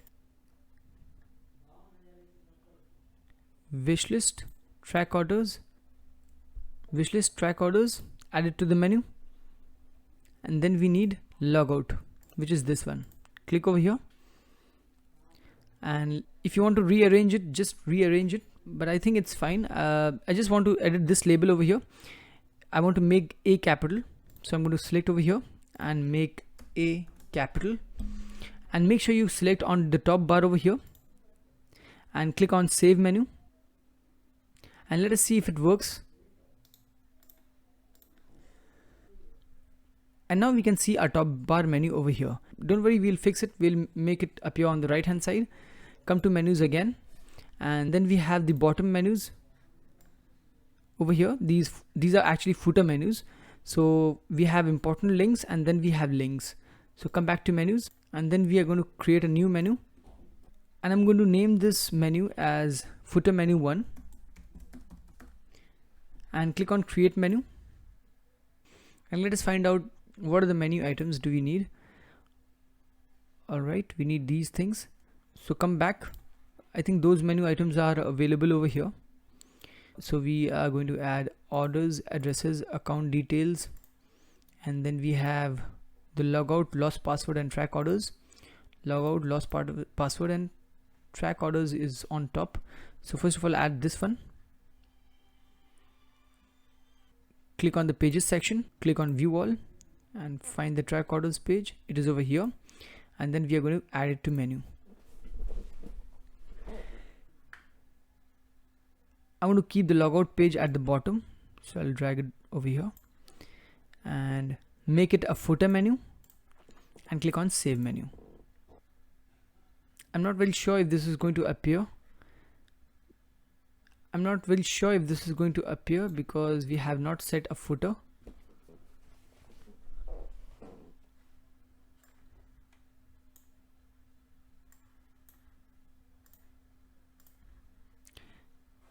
The footer menu will not appear right now.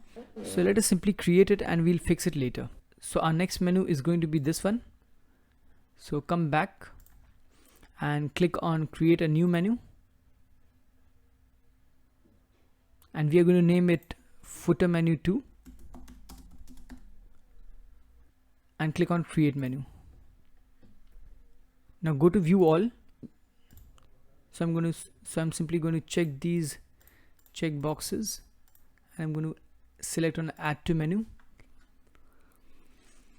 If you want, you can rearrange them. I want to keep it this way. Scroll down and make sure you select this one and click on save menu. And with this, our menu part is complete. Now we will add the footer. If you go to our reference website, this part over here at the bottom of the page, this is footer, and this part on top of the page, this is known as header, and the part which is in the middle, this is known as the body. So come back, hover to appearance and click on widgets. So to design a footer, we'll go to our reference website, and so in the footer section we have about us in footer 1, and then we have some menus in footer 2. Footer 3 has got also some links, and then we have contact information in the 4th footer. And if you go back to widget, and over here also you'll find 4 footers. So whatever design we are going to put in these footers is going to be reflected over here. So in the first footer we have this about us, the logo, and some text. So we would come back and we would find text. Alright, so just scroll down and over here we find the text widget. So click on it, select footer 1. Now scroll down and click on add widget. So this widget is going to get added in footer 1 now. As you can see, this is footer 1 and the widget has been added. The title is about, and then we have a logo. So to add a logo, we are going to click on add media. We are going to select the logo and click on insert into post. You can adjust the size from here. Okay, I want to keep it this much. That's it. And then I'm going to press enter. and copy and paste this text from here. Just copy it, come back over here and paste it. So that is it. Just click on save and let us see how it looks. So yes, it looks fine. So come back, and in the second footer we have menus, right? So come to footer 2, and then from available widgets search for navigation menus. So it is over here. Click on it and click on footer 2 and click on add widget. Now this is going to get added in footer 2. Come back over here and we find navigation menu in footer 2. Give the title as customers link or something. Yes, it is important links. So I'm going to copy this title from here. Come back and paste it. The menu that I had created was footer menu 1, this one, and click on save. Then go to footer 3 and click on nav menu again, this one. Add it to footer 3 as well. Click on add widget. Now go back, and over here the title is links. So I'm going to copy it, come back, paste the text, and then from this drop down I'm going to select footer menu 2 and click on save. And in the last footer we have this contact info. So come back over here and search for contact info from this available widgets. Yeah, over here go to footer 4 and click on add widget. Now come to footer 4 and let the title be contact info, and I'm going to remove this text because I do not need this. Now scroll down. Okay, I want to keep the address. I do not want to keep a phone number, so I'm going to delete it. Whatever information you do not wish to be displayed, just delete the text in it. Okay, now scroll down. I want the mobile option. I do not want any fax, so I'm going to delete the information in it. I want to keep the email and the website. Remove the Skype and click on save. Now go back to the website and I'm going to refresh the page, and we have all the menu in place now. So our footer is complete, and now we will focus on sidebar. So if you go to our reference website and go to shop page, you'd find the sidebar over here where we can search a product and then we can filter the price. And if you scroll down, we also find some products, and below these products we have some categories. So now we will make this thing. Now come to widgets and scroll up and search for WooCommerce sidebar. It is this one. So in this sidebar, first of all we have a search option. If you'd go over here, you'd find the search option first. So I'm going to come back and search for search option in the available widgets, right? So I'm going to scroll down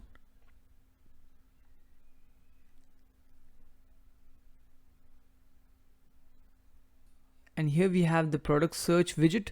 Now there are two types of search option, the product search and the general search option. Make sure you insert the product search in this one. So just click on it, select WooCommerce sidebar, scroll down and click on add widget.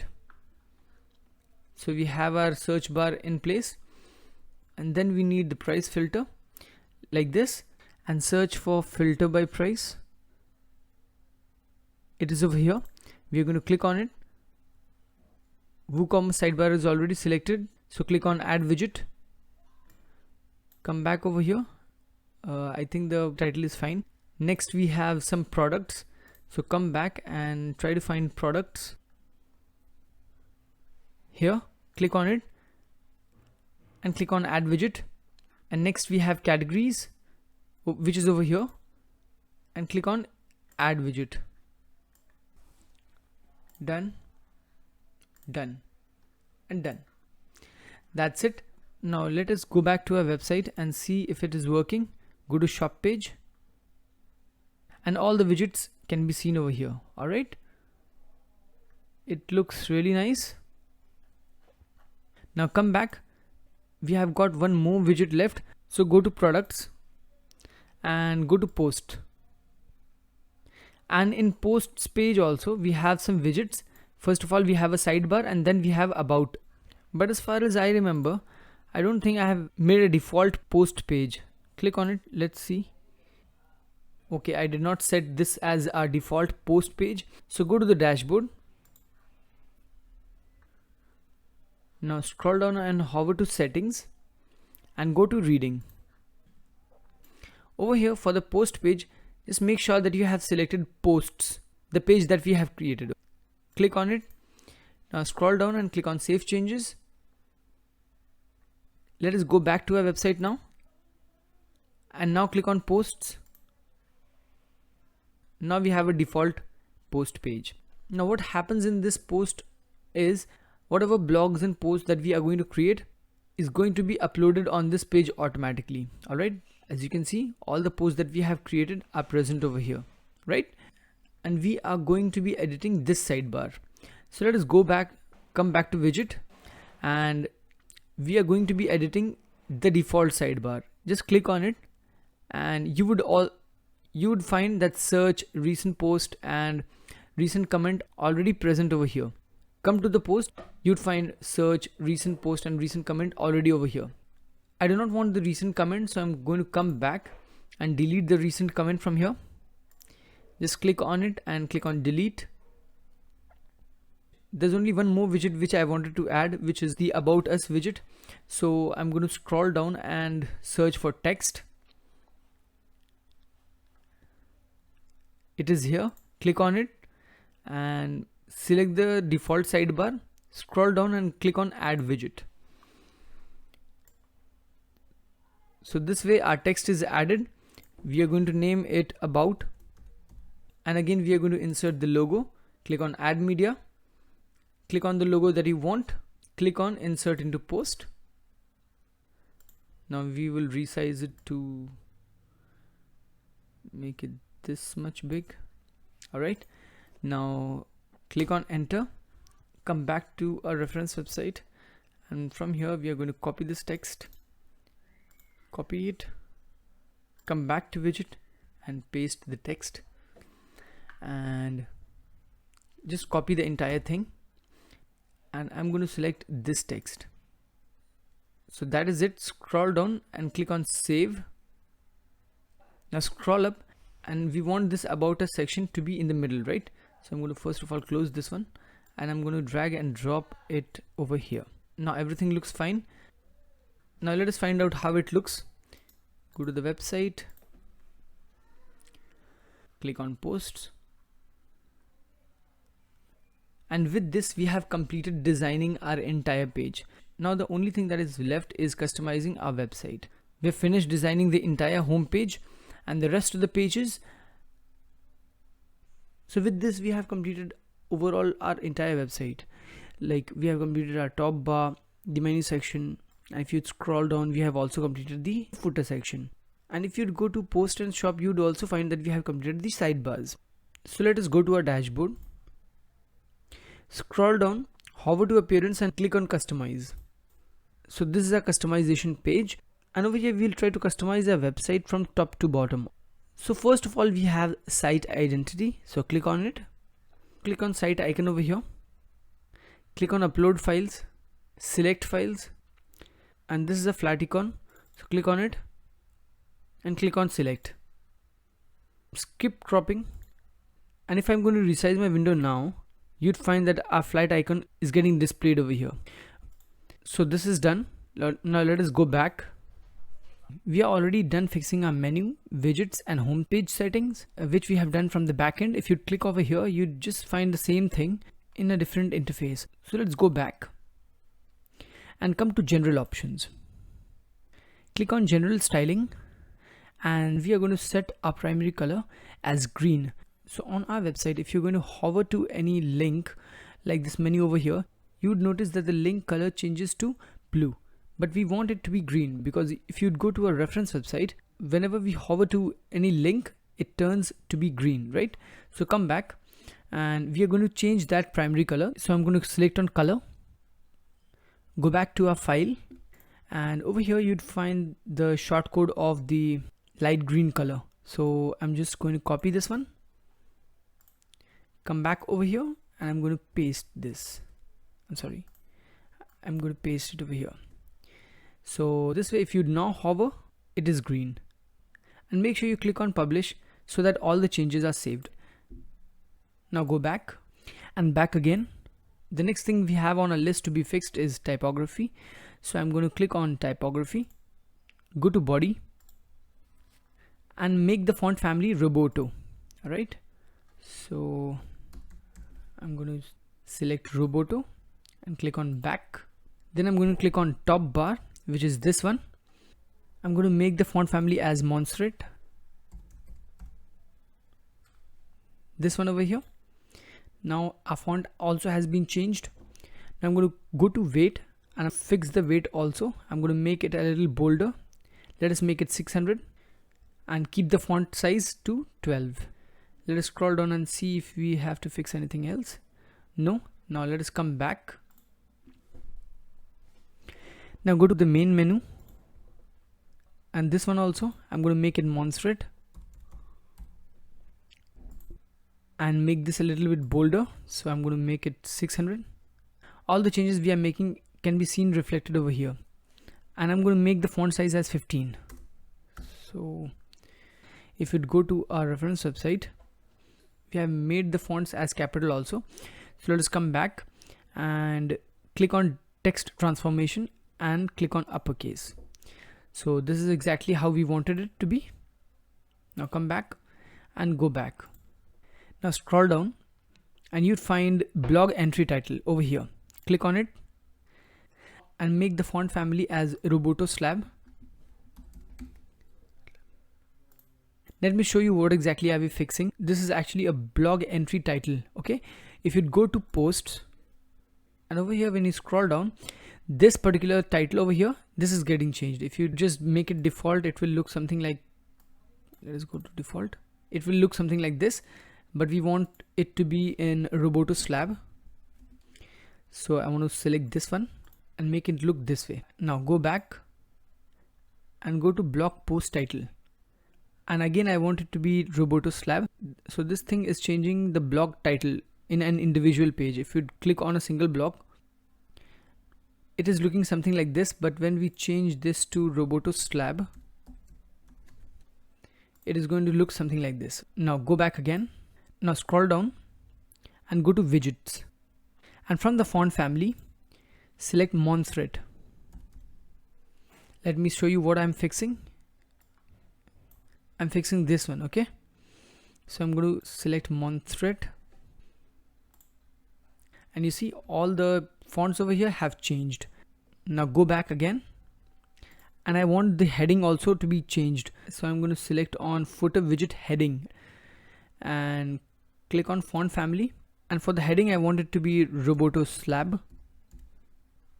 This one, as you can see, this has also changed, and I want it to be in capital letters. So from text transform, I'm going to select uppercase and make the font size a little bit bigger, maybe 14. Let's see, I want it to be a little bolder as well. So I'm going to click on weight and select, let's see, 600.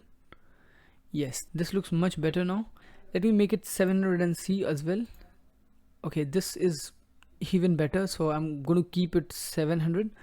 And I also want it to be a little bigger, so I'm going to keep it not 14, I want it to be 15. Yes, now it's fine. Now let's go back and come to footer copyright over here. Now if you scroll down at the bottom of our page, we have it something like this. I want the font family to be the same, but I want them to be little bold. Alright, so I'm going to come to font and make it 500 and increase the font size as well. Make it 14 and see. Yes, it looks better now. We are also going to fix what is written over here. Let us go back first. Now come to footer menu and make the font family as Roboto. Transform the text, and I want it to be in uppercase, and I want the font size to be 12. They are already 12, so I'm going to go back and back again because we have completed our typography section. Now scroll down and come to top bar I'm going to scroll up because we are editing top bar now, this thing. So go to general first, and first of all change this thing, left content and right social media. So I'm going to make it just the opposite. Okay, I want the menu to be this side, so I'm going to click on this one, the second option, left social and right content. And so this way we have changed the the style. Now let's go back, and over here we have some social icons, and scroll down. So whatever social media account you have, you can insert them over here. Whatever link you're going to insert are going to get displayed over here. Put a hashtag over here, so you'll find a Twitter logo over here. And if I'm going to put a hashtag or whatever over here, I'm also going to find Facebook over here. And this way, whatever link you have, you can put it and they're going to be linked automatically. Now let us go back and back again and come to header. In header, first of all, we are going to put a logo. So click on logo. Let us select our logo. And this is our logo. So select, skip cropping. Now the image size is very big that I've provided, so I'm going to fix this one. So let us keep it this way, and I'm going to change the max size to 130 as well. Not a very important option, but I just like to keep it something over there. Now let us go back and click on menu. Now scroll down, and over here we have search icon option. So there are several ways of putting our search option, which is over here.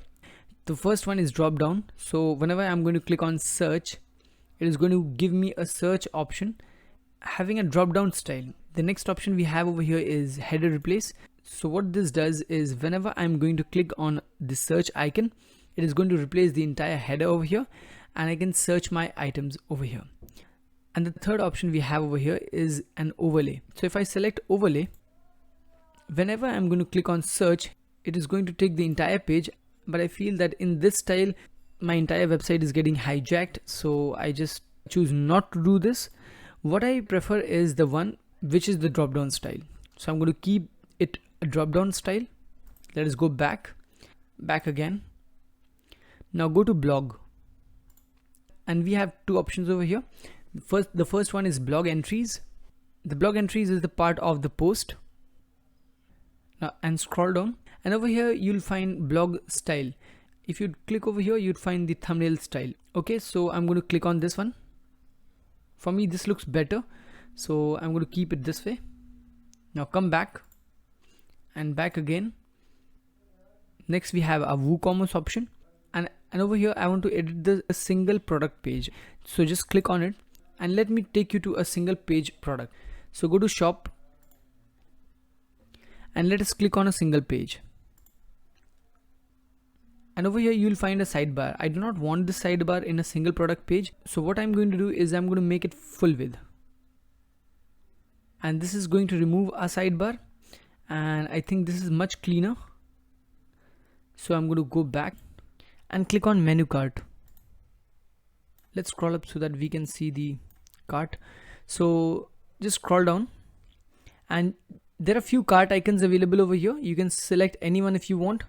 If you go to a reference website, we have selected this kind of cart. So come back. I'm going to select this one only. So this has changed our cart, but it has made the cart a little small. So I'm going to increase the icon size of the cart. I'm going to make it, let's keep it 25. So we'll keep it 25. Now go back and back again. Next we will edit our footer widget. So just scroll down and move to footer. Scroll down, and in our reference website we have our footer in a very light gray color. Alright, so I'm going to come back, click on the background color, and I want to make it gray colored, like this much, a little bit lighter. I think this is getting too much. I'll just use this one. This is a transparency tool, so I'll keep it 31. I'll go to the reference website. I think it is almost the same color now. I'll keep it this way. Click on it. Now go to text color, and the text color we have selected is black, so I'm going to click on black. The border colors has to be, I think it is gray, a little dark gray. Yes, it is dark gray. So I'll keep it the way it is. Now click on link color and make this one black as well. Okay. And I'm still not satisfied with this color, the heading one. But first I want to change this background color. So I'm going to go back and click on photo bottom. Scroll down and let me see. The background color over here is a little bit darker, so I'm going to go back and make the background color, this looks better, and I'm going to make the text color to black. Go back again, and now the footer heading. So I'm going to go to typography, scroll down, and I think it's footer heading. Yes, over here, footer widget heading. Scroll down at the bottom, you'd find footer color, font color, I'm sorry.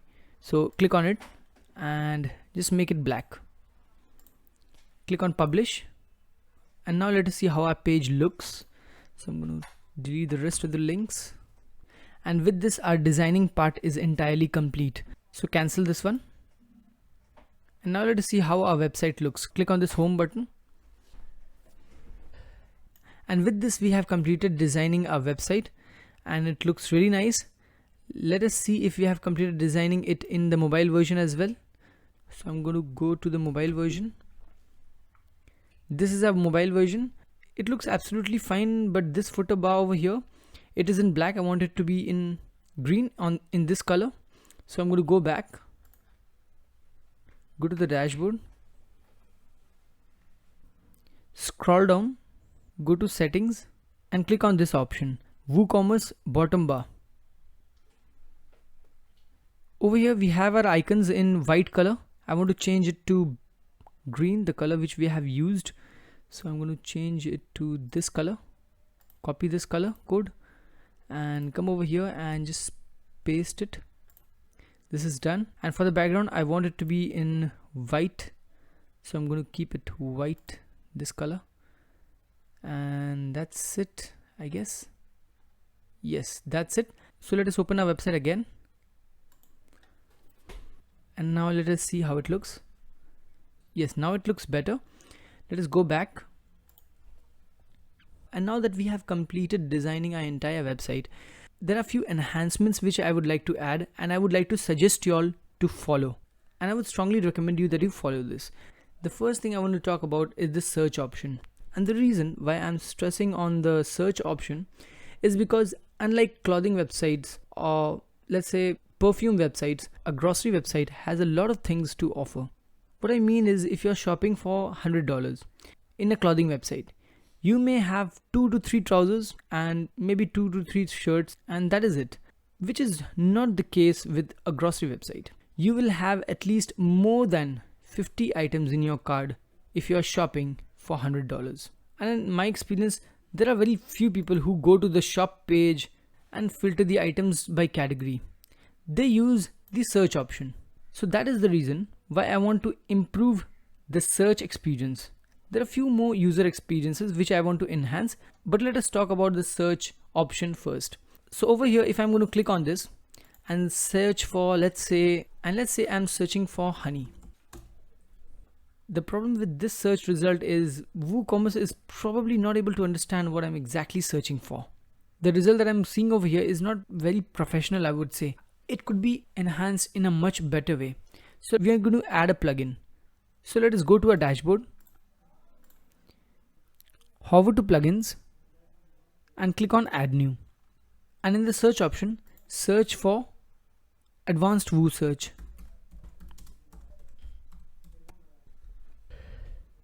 So this is the plugin that we need. Click on install. Make sure that this plugin is from Elid and click on activate.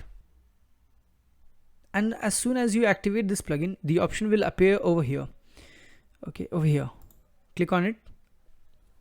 And there are several things that you need to do before using this plugin. So first of all, you have to make sure that you have re-indexed the tables. And based on the number of products, this might take a little bit of time. If you have lots of products, it might take some time, but if you have very few products, like in my case it is just 8 products, so it has barely taken few seconds. And with this I'm going to scroll down and make sure that this option over here, seamless integration, is on. Now scroll down again and save the changes. Okay, now go to the next tab, which is search form. Scroll down and over here select this form of styling. Click on save changes. And now you'll find that we have improved the search experience significantly. If you would go to the website and click on refresh, let us search for something again. So click on the search icon and let us search for, let's say, honey again. So even when I'm typing half the word, I'm getting everything that is starting with HO. And the more I write, the more apt my search result is getting. See? And if you click on this product, you'd be redirected to directly that particular product, which is this one. We can see the prices and purchase it right from here, right? And there's one more thing which I wanted to show you. So let us come back to the home page and change this icon to a bar. You must have noticed that over here we had selected this kind of search bar styling, so we can add it over here and replace this one with that search bar. To do that, go to customize and click on header. Go to menu and then scroll down and make sure you disable this search icon from here. So click on this drop down and disable it. Now come back, click on general, scroll down again and come back to that plugin settings over here, scroll up, and in general tab you would find this particular code. So just copy this code from here, come back and paste it over here. It is going to look something like this, but don't worry, just publish it and close customization. You'd find a search bar over here. A lot of people, including me, do not like this particular search bar. To be very honest, it does not look that nice. The only customization we can do over here is edit whatever is written over here. Okay, it says search. We can click on search form and just write something else like search product. That's it. There's barely we can do anything about the search bar. Let us refresh this. Now I do know that many of you all do not like this, but you must understand that we are using a free theme and there are a few limitations over here. If you want, you can remove the search bar, but I would recommend you to keep this one.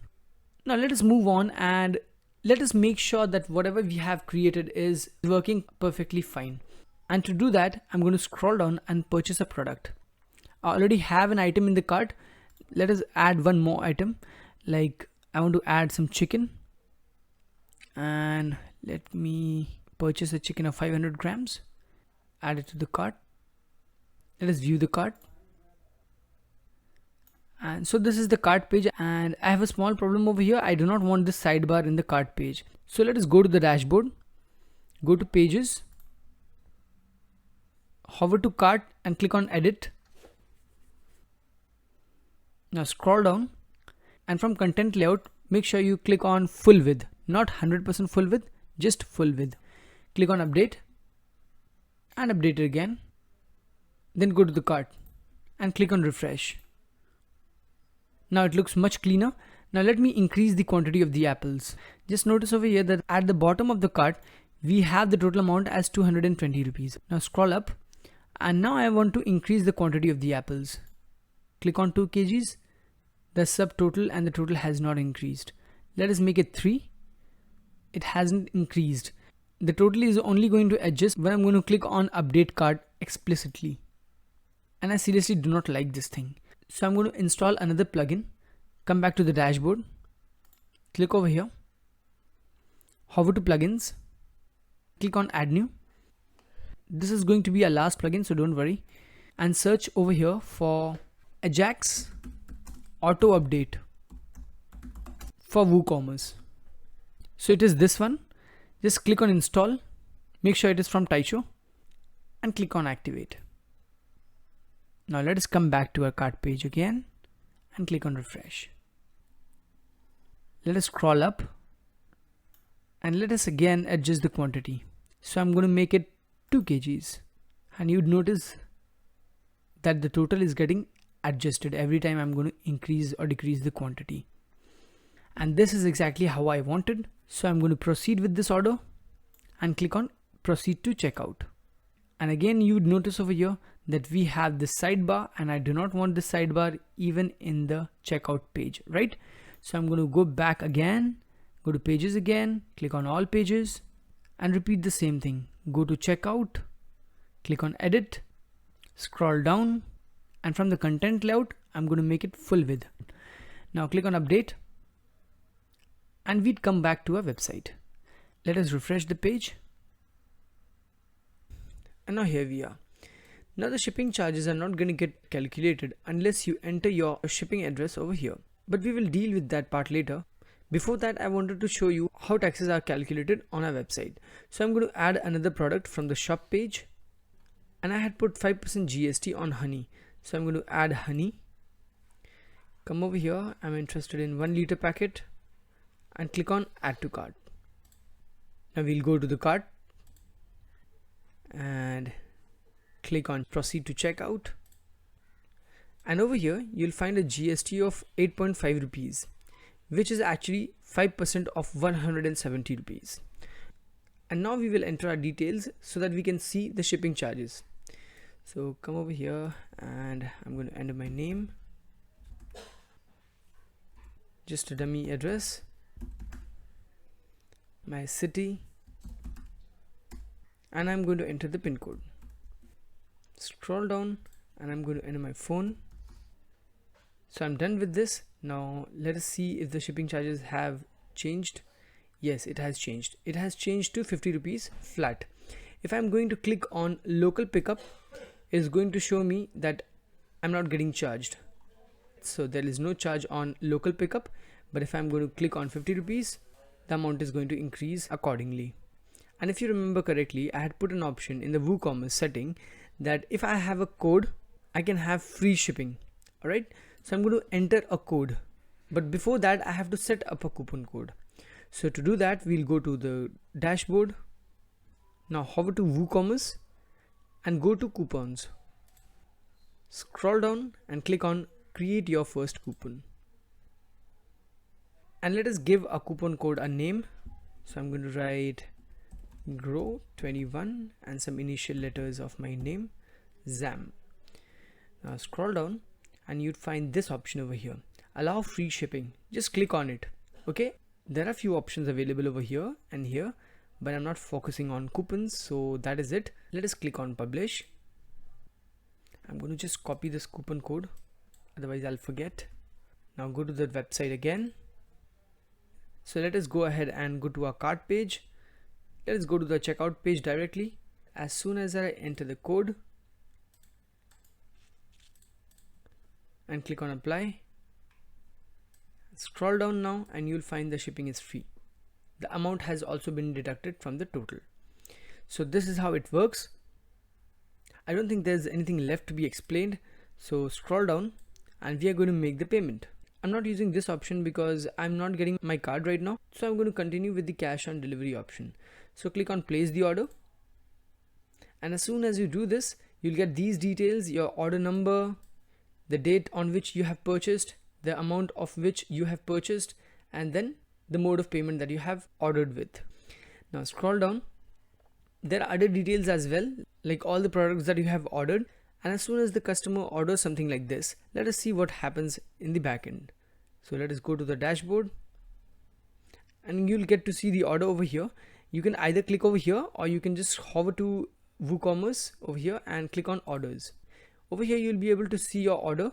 Just click on it and all the details of the order will be available over here. You can see the billing address, the shipping address, the email address and the phone number. All the order that the customer has placed, including the tax details and everything else. And over here you'll also find the payment method that he has used.